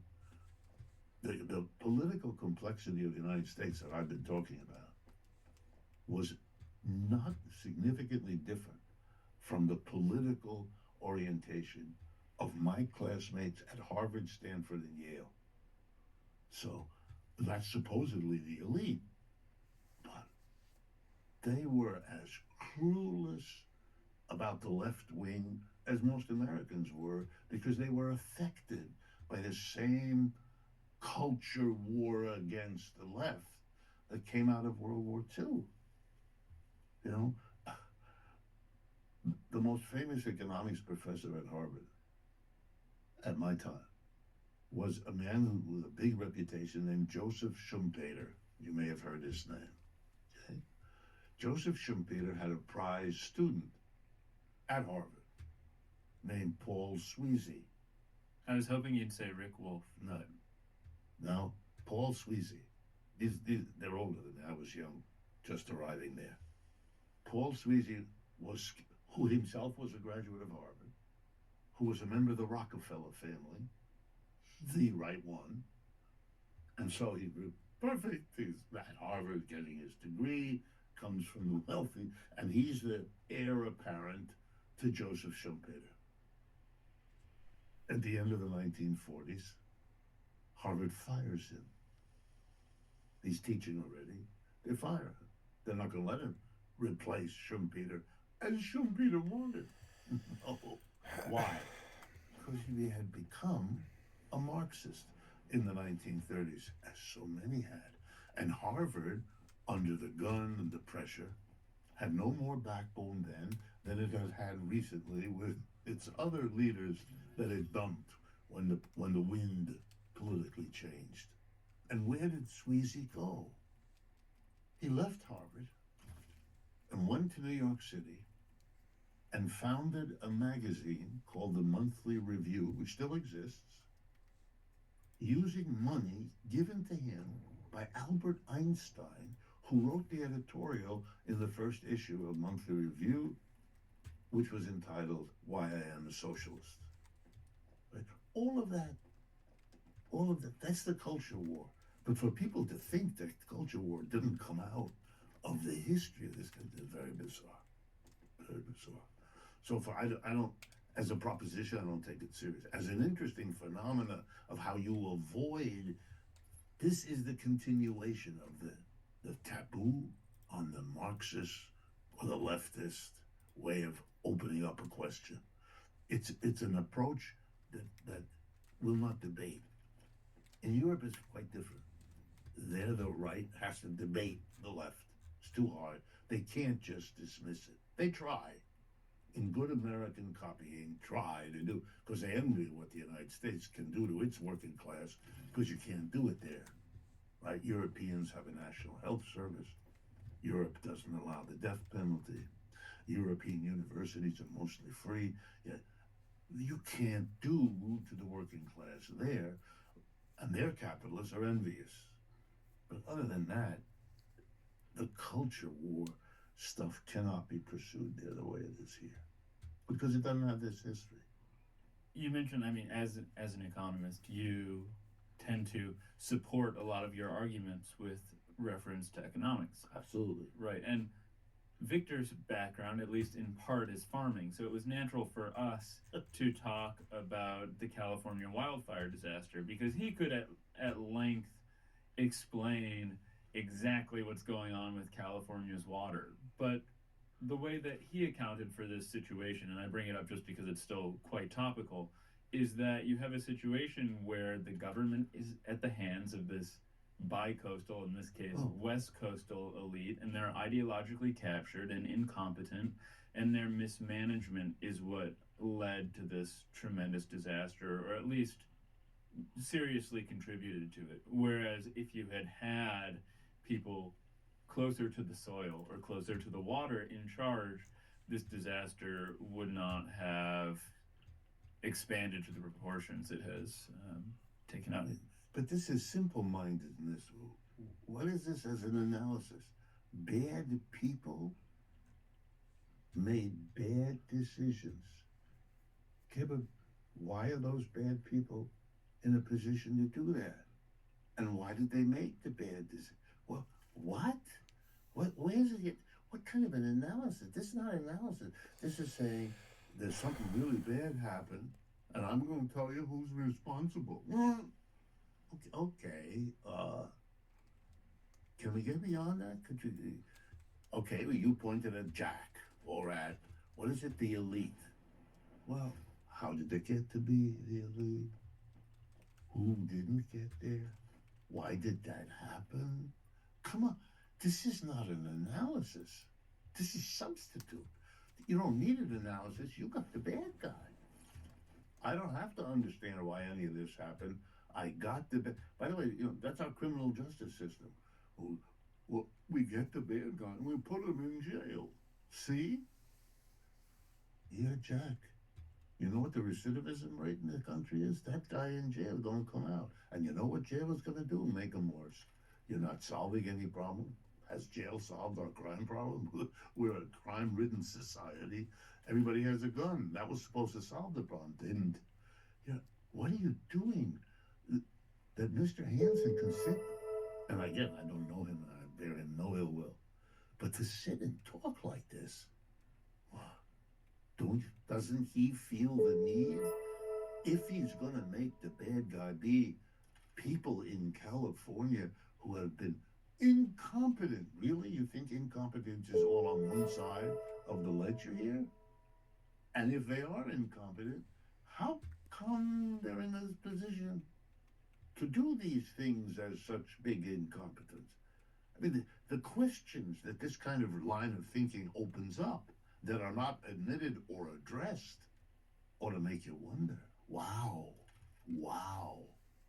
And again, I'm getting closer to taking offense, because there are ugly versions of this, which are racism.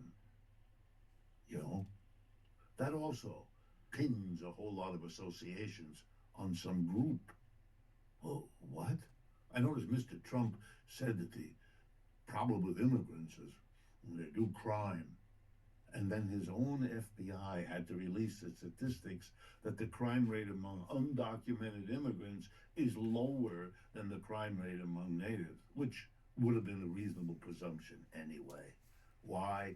Because if you're an undocumented immigrant, you want to keep as far away from the police as, I mean, come on.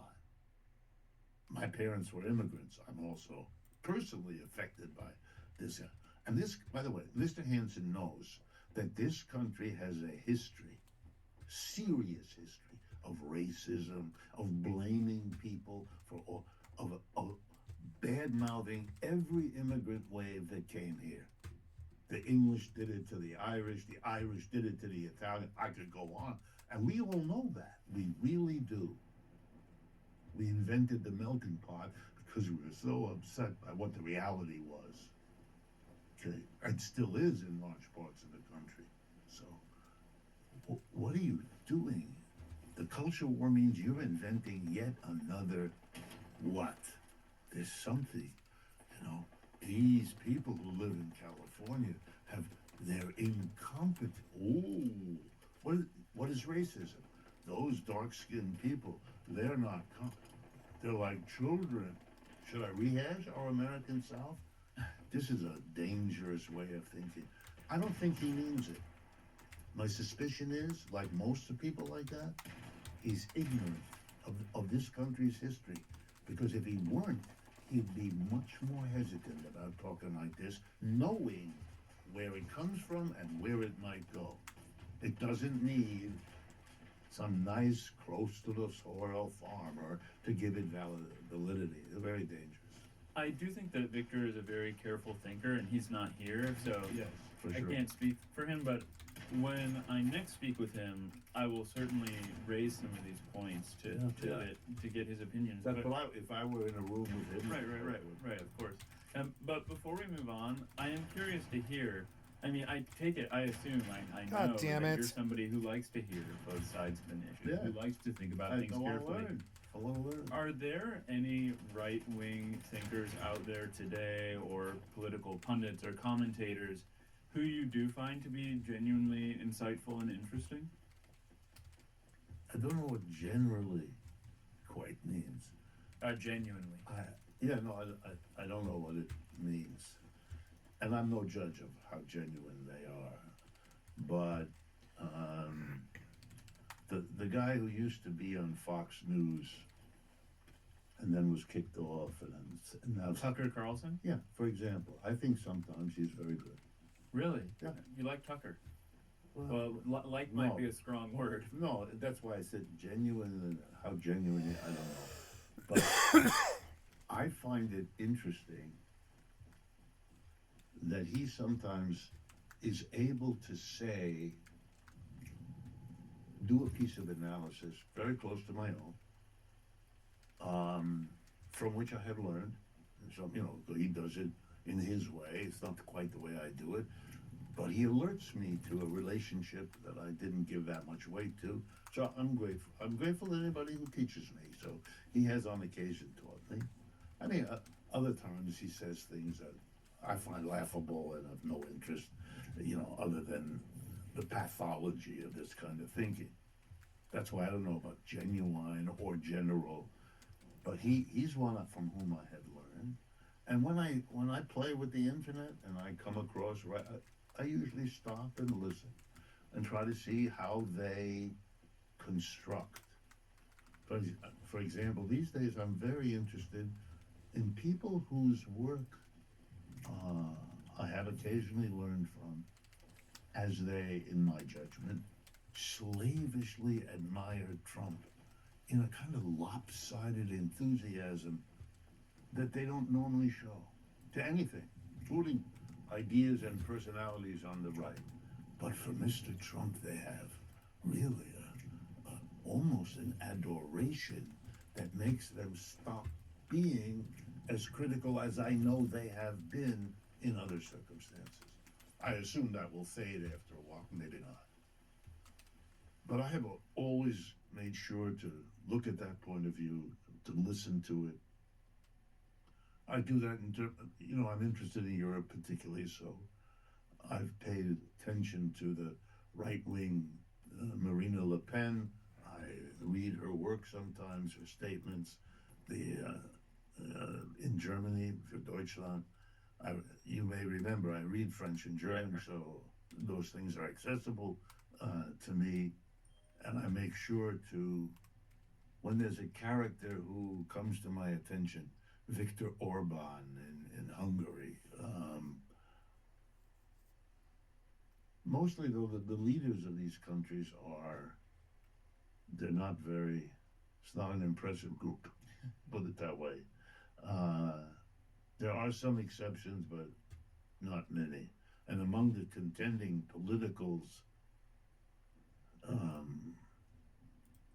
the most sophisticated discussion on the French and German, as far as I can tell. I mean, to take seriously Mr. Starmer in England is an effort. I mean, there's nothing there. There's nothing there. But I don't want to be unfair. I mean, it's no more or less than Mr. Biden. Something I find funny is that the one reason I asked you about right-wing thinkers is I'm looking for new and interesting guests, and I thought you might mention somebody I hadn't heard of, but you mentioned Tucker Carlson, which is funny to interpret that. Obviously, this wasn't your intention as an invitation to have Tucker Carlson on the show. No. But he doesn't need exposure. He doesn't need opportunity because he writes his own and Right. Now, I'd like to ask just two more questions about the election before we move on from the election. And these are things that have come to mind as you've been speaking. I remember that your wife is a therapist. Yes. And I also know that you have some interest in psychoanalysis. Yes. And you have mentioned a couple of times in this conversation that involved in Trump and his policies is this hodgepodge of contradictions. And what this makes me wonder is whether you think that there's something that psychoanalysis as a form of cultural analysis might tell us about the election. Is there something going on in America's subconscious that led people to vote for Trump? Some sort of contradictory impulses? Sure. The reason I focus on economics is not that I'm an economist. I'm an economist because I became fascinated by the economic dimension of things. So I would like to say that it's not, the old joke, if you're a carpenter, then everything looks like a nail. It's not that. It's that the economics, and I can tell you just for myself, as I went through, when I arrived as a freshman in college, I wanted to be a biochemist. That was my intention. I had been a science kind of person in high school, and I wanted to be, and my first semester was all math, physics, chemistry, second semester biology. So here I am, an economist. I obviously didn't do that. I didn't make that my career. And that's because I discovered that the questions I had about the economic system, which came out of my life, my family and my conversations, particularly with my father and so on, and that those questions were never answered by the teachers, that I would say. And I think I mentioned this to you before, that those teachers either didn't know the answer, which was often the case, or they did, and either told me, rarely, or showed me, more often, that they really didn't want me to pursue this in the class with my hand up. I was a good student, I got all A's and blah, blah. My parents made sure of that. So I had, the teachers were friendly to me. There wasn't oppositional. A couple of exceptions, but not many. They were afraid. And I think the fear in their eyes, which I pursued by going to their offices and just sitting one-on-one with them, where they told me what they were doing. I realized that was right.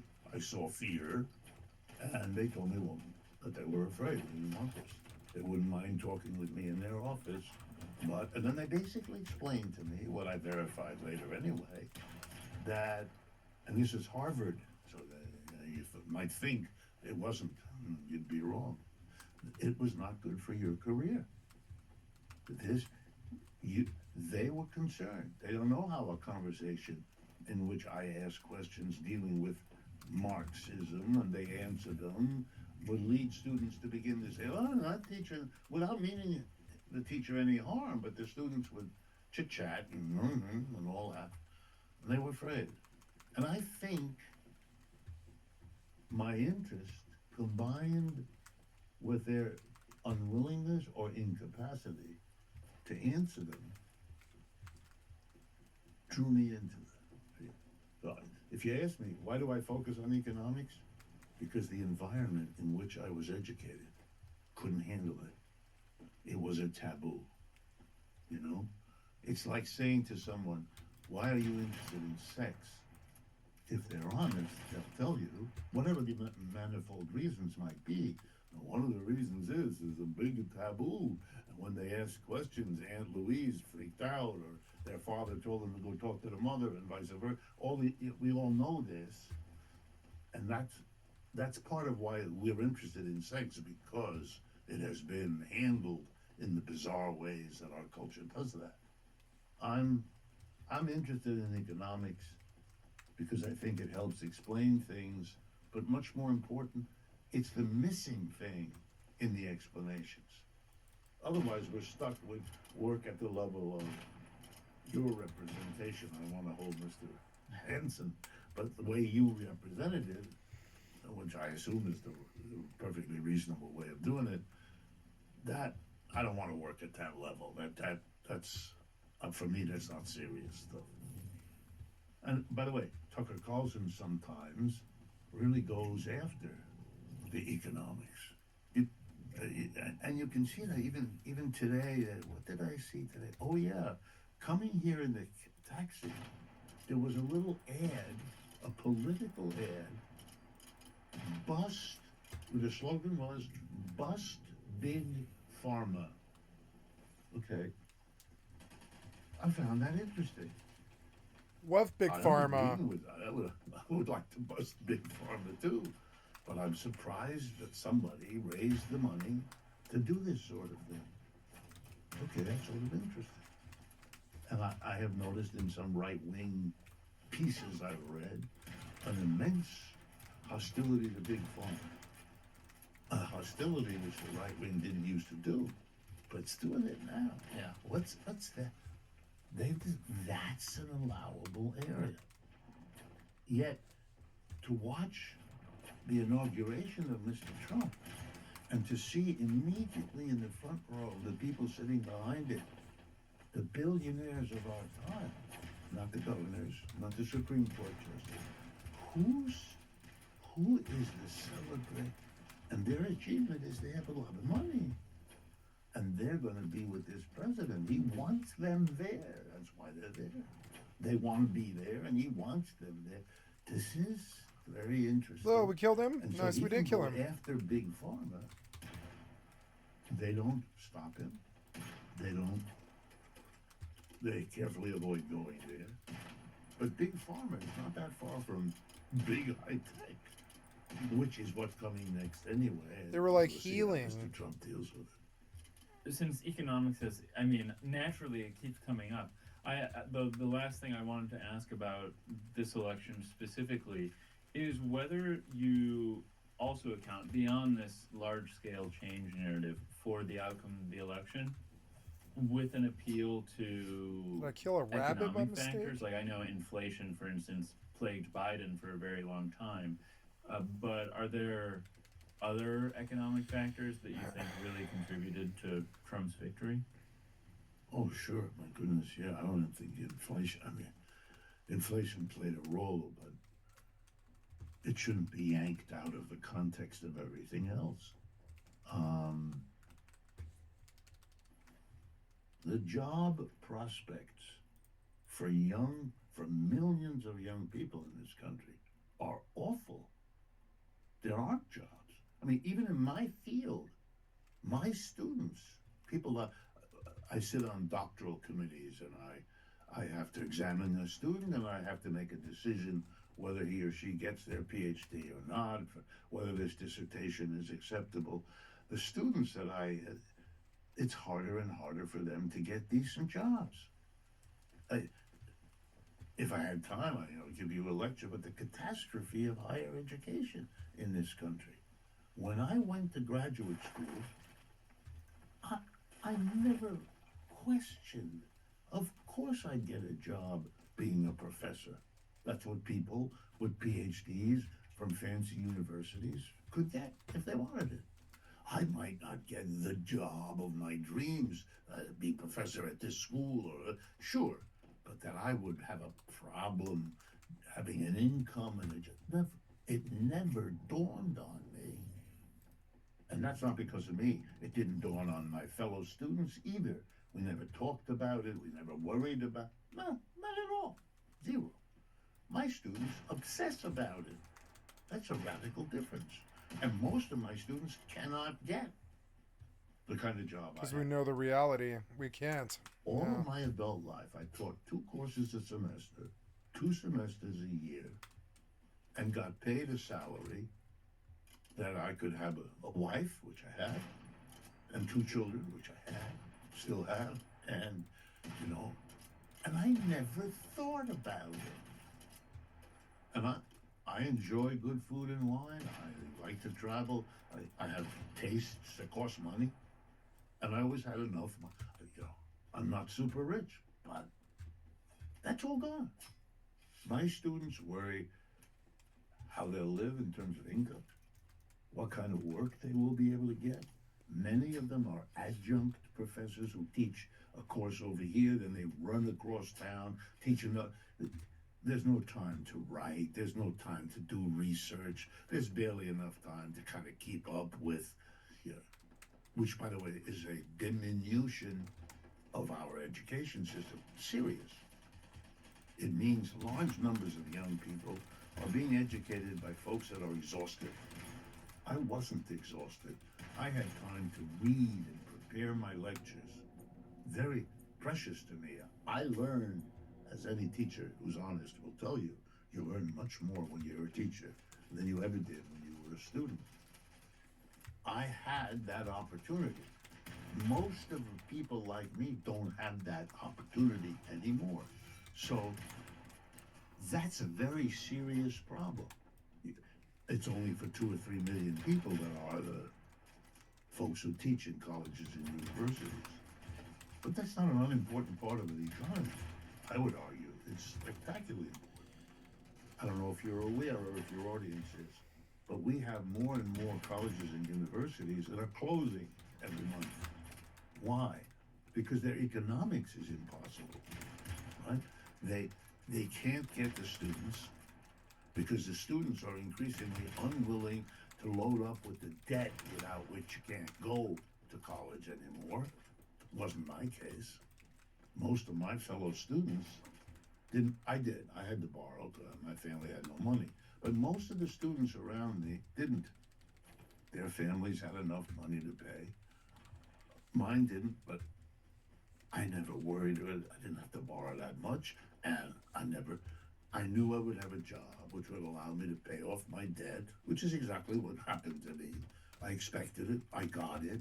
That's all gone now. That's all gone. China is opening a new university once a month. Wow. That's a big stark difference. Yeah, a very stark difference.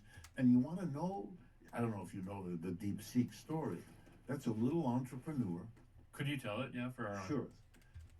DeepSeek has come up with a better way of moving the artificial intelligence revolution forward. And it exploded into the public awareness in the middle of January, the second half of January of this year, 2025. And the breakthrough came in a small company owned and started by an entrepreneur who's the CEO of the little company called DeepSeek, with the S capitalized. So it's the word deep and then capital Seek. And he explains that he hired new graduates of some of the new technical universities in China. He doesn't say, but clearly the message is they're fresh, they're new, and they're cheap. Because one of the things that he came up with was a competitor product. Basically, think of it as a search engine for how to go through vast amounts of data super quick to come up with what AI can do, which is a paragraph or a paper or an analysis. It's crude, but it does a lot of the preliminary research that anybody has to do in any field. It's being used now, for example, to do diagnosis. You feed into this machine the 27 characteristics of a patient who comes with a pain or something, and you get better diagnoses because basically you can mine the history of those symptoms and see when they all occur together what the 3 most likely diseases, and that just saves an enormous amount, very helpful, and they have comparable applications in many other fields. I use it myself. I've begun to use it recently. Oh, wow. Yeah, you can. Yeah, I tried it myself. You can have an idea of a relationship in economics between, I don't know, an interest rate and exports. And you say, what is the relationship between it? And the machine gives you an answer. Now, there are holes in it, there are mistakes in it, but it gives you a very nice place to start. Then you fix the holes and you correct the errors. It's as if you had a very good graduate student and said, go get me everything on this, which is what, I mean, I've been in that position. I've told the graduate, go get me this, right? And you very quickly discover who's the better graduate student, who isn't. Because one of them comes back in 2 days with a wonderful, and the other one comes back in 2 days and says, how do I do this? Yeah. Anyway, so it's a small company, and for a tiny fraction, I believe $5 or $6 million, they have done something that is the equivalent of what costs billions in Silicon Valley. And, you know, the stock market, the biggest company in the United States in the stock market recently was a company called NVIDIA. You may have heard of it. It lost $600 billion, let me do it again, $600 billion of value. Oh gosh. In one day. Wow. When this was publicized, it turned out the publicity was that over the last weekend, it really was this last weekend, Abandoned more Rosetta people downloaded robot. that program, which by the way is available for free from this little company, than anything else on the whole Apple. Oh, system. cool! That was a good Apple drop. app. They bought it from the App Store, you know. So everyone in America, I now know 20 people that are using. That's how fast all these things go. They're not using the ones from California. They're using that one because for them, I mean, California is still producing these things, and there will be company. It's not over. The one in China has flaws also. It's not that. It's just another sign, if you needed it, where the competition is coming.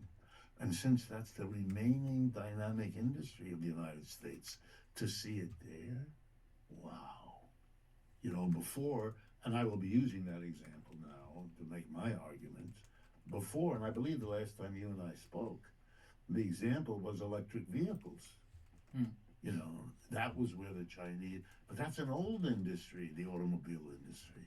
AI is the newest of the new explosive industries, and the Chinese are right there, neck and neck, doing it. I mean, it's just, and then when you hear he's taking advantage of all the universities opening up, I think the American economy is in terrible difficulty, and that the crisis of our time, which includes Mr. Trump, is that the response is denial, self-delusional denial, which is not surprising. I have a certain compassion for it. It's hard to be alive at a time when your empire is dying. It's hard if your economic system is full of problems. It really is.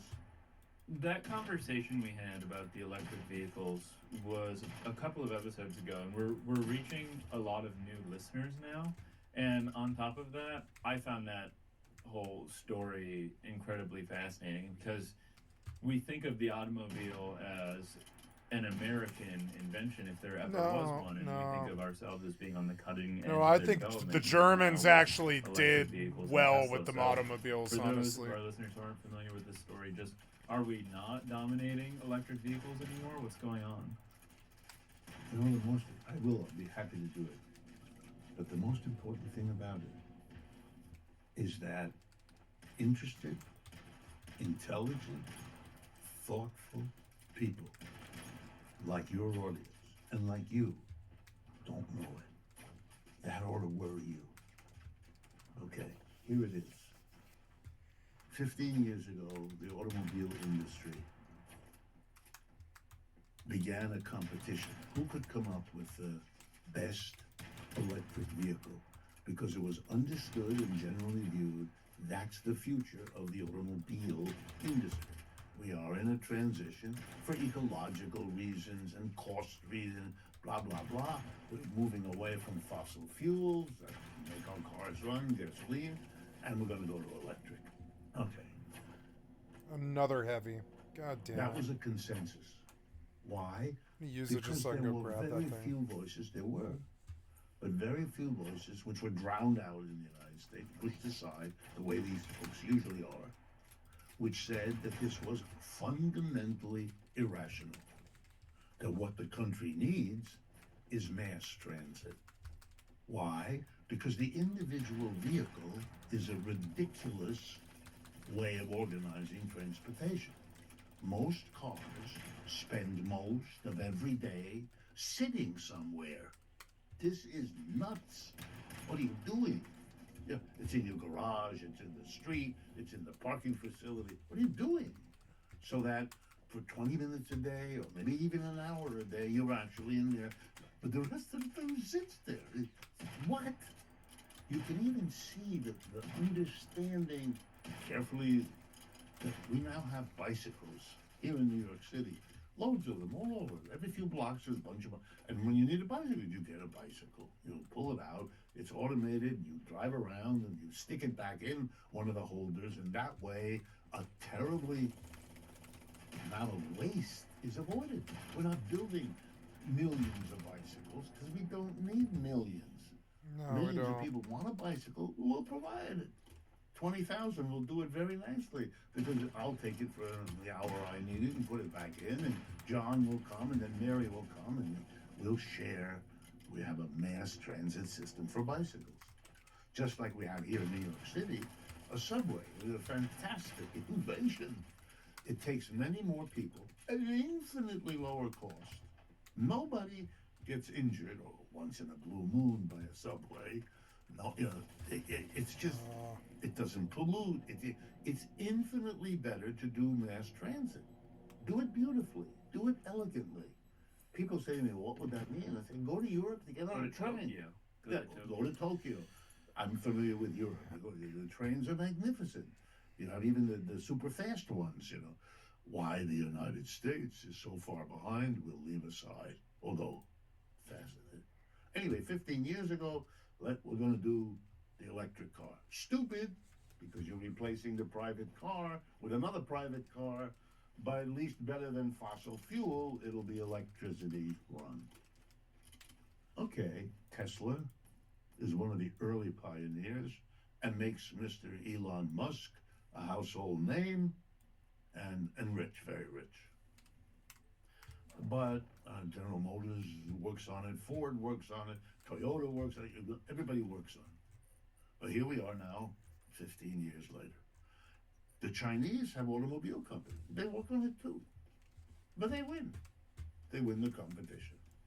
The best car, best electric car and truck at the lowest price is made by the BYD Corporation. Yeah. Precisely unknown in the United States for a simple reason. They're not permitted I to wish come I could here. get one. If you go to Europe today and you go on the highways, you'll see BYD vehicles all over the place. Why? Mr. Biden, first Mr. Trump put a 27% tariff on electric vehicles from China. And then Mr. Biden, while he was still president, raised it to 100%. So if you want to get a BYD electric car, say it I costs love this game. $30,000. Look how beautiful this is. This is like the most beautiful game ever you would made, have to maybe. come up with 30 grand that goes to China to buy the car. And then 100% another 30 grand that goes to Uncle Sam as a tariff, costing you 60,000. What does this mean? It means that Americans won't buy the Chinese car because it's 60 grand, and they can get for 45 or 50,000 a Tesla or a GM. This is a tariff that protects Tesla and GM. That's why it's there. But it denies to the American people access to the best electric vehicle at the lowest price. And now let me explain very briefly why that is stupid. Okay? American companies compete with companies in the rest of the world. American companies that make shoes, if there are any left, American companies that make anything. They need trucks, for example. They need a truck to bring the inputs to wherever they carry out production, and they need trucks to take the output to wherever it's sold, right? So trucks are widely used input here in America by American companies and everywhere else in the world. But everywhere else in the world is now going to be able to get the best quality electric truck for $30,000, whereas their American competitor could only get the best electric truck if they paid $60,000, which they won't. They'll buy an inferior truck and still pay more than their competitor pays for the superior truck. And you know what that means? American companies are going to lose the competition and eventually lay off the workers since they can't sell their products that have been too expensively produced. So you're protecting the workers at GM and Ford, but at the expense of not only many other American workers, but I can tell you as a mathematical economist, we cannot know whether the jobs we protect in the automobile industry won't be overwhelmed by the jobs we lose as a result of this tariff. Okay, we live in a society, which I may jump ahead in our conversation, in which we allow a president to do Mr. Trump, to do remarkable things. One, to constantly misspeak about tariffs. By now it's intentional, because I'm going to hit the Chinese. Chinese people don't pay our tariffs. We do. The tariff is a tax on imports. All right? That means the Republican Party, for 100 years, the party advocating tax cuts, has become overnight a party championing taxes, namely tariffs. That already ought to make people go, what's going on here?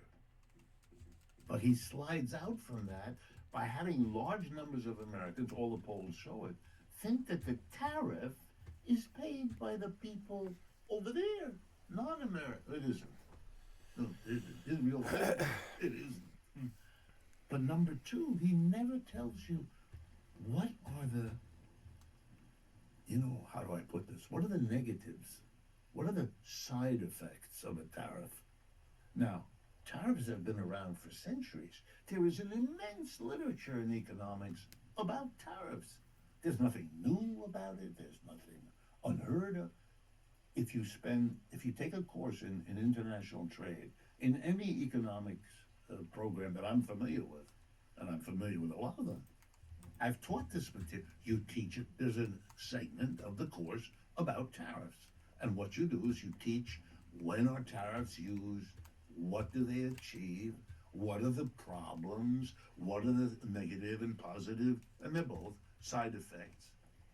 But we have a president who talks about this is a win-win-win-win situation. This is moronic. It doesn't understand the literature, which never says that. It doesn't understand even what it is doing. And it's a continual fooling of the people into thinking that, we're going to reshore, bring industry back because we're going to make it too expensive for them to. Yes, there'll be some of that, but there'll be all these other things which the literature's full of, because these are lessons that have been learned by people who did this. All of this is magicked away. It's a stunning, that Mr. Trump, he doesn't understand it. It's clear to me, because if he did, the level of lying, maybe he's capable of it, but I'll give him the benefit. I find that hard to understand. But that the New York Times and the others, Paul Krugman writes for the New York Times. He's a Nobel Prize, and his specialty is international trade. He knows. Come on. And many like him know. But there's this America, and that's, again, the legacy of the Cold War. You don't. Even this weird Trump character, because these are often liberals that don't like him, they can't bring themselves to be reasonably critical. That may change, but for the moment, I'm here explaining the economics of tariffs to people. I do it all the time because they ask all the time, and they're all. You should see them in the audiences. You know, they're all. That's because I'm telling them something that they don't know, and that's not their fault. That should be. What are you doing, Mister? Why are you doing a tariff when you know that, yes, you will protect the jobs of the immediately affected, but there are all these other consequences? What? It's like announcing I'm taking over the Panama Canal. You can't do that because of the ramifications. What are you? You've been denouncing Mr. Putin for 3 years. That he invaded another country and took something that isn't his. You just announced you're going to do that. Yeah. What? What do you think that has? You don't have to worry. You just met a tough guy. Stop. This isn't serious. But with him, this exaggerated bluster got him the election because it's the naughty boy. And he's being naughty again. And the whole world is more naughty. It works. But man, those negative side effects, they don't go away because you pretend they're not there. That's like the little child, and I did this with you, I'm sure. The little 3-year-old confronts the scary doggy in the park, and he or she puts their little hands in front of their eyes because they think if they can't see the dog, it won't be there. But by the time they're 4 or 5 years old, they have learned the lesson. You can do that. The doggy's still there. Mr. Trump and this country are engaged in levels of denial that I look at it and I go, wow. What is going on in a society that would do this? Why self-delude? What possible? And if we, as I believe, what could we possibly gain? Talk about the internal contradictions of the economic program of Mr. Trump, then you'll see that this is what I've just told you. It's all over the place. Not just with tariffs, but with deporting immigrants and so on. You know, the secondary consequences here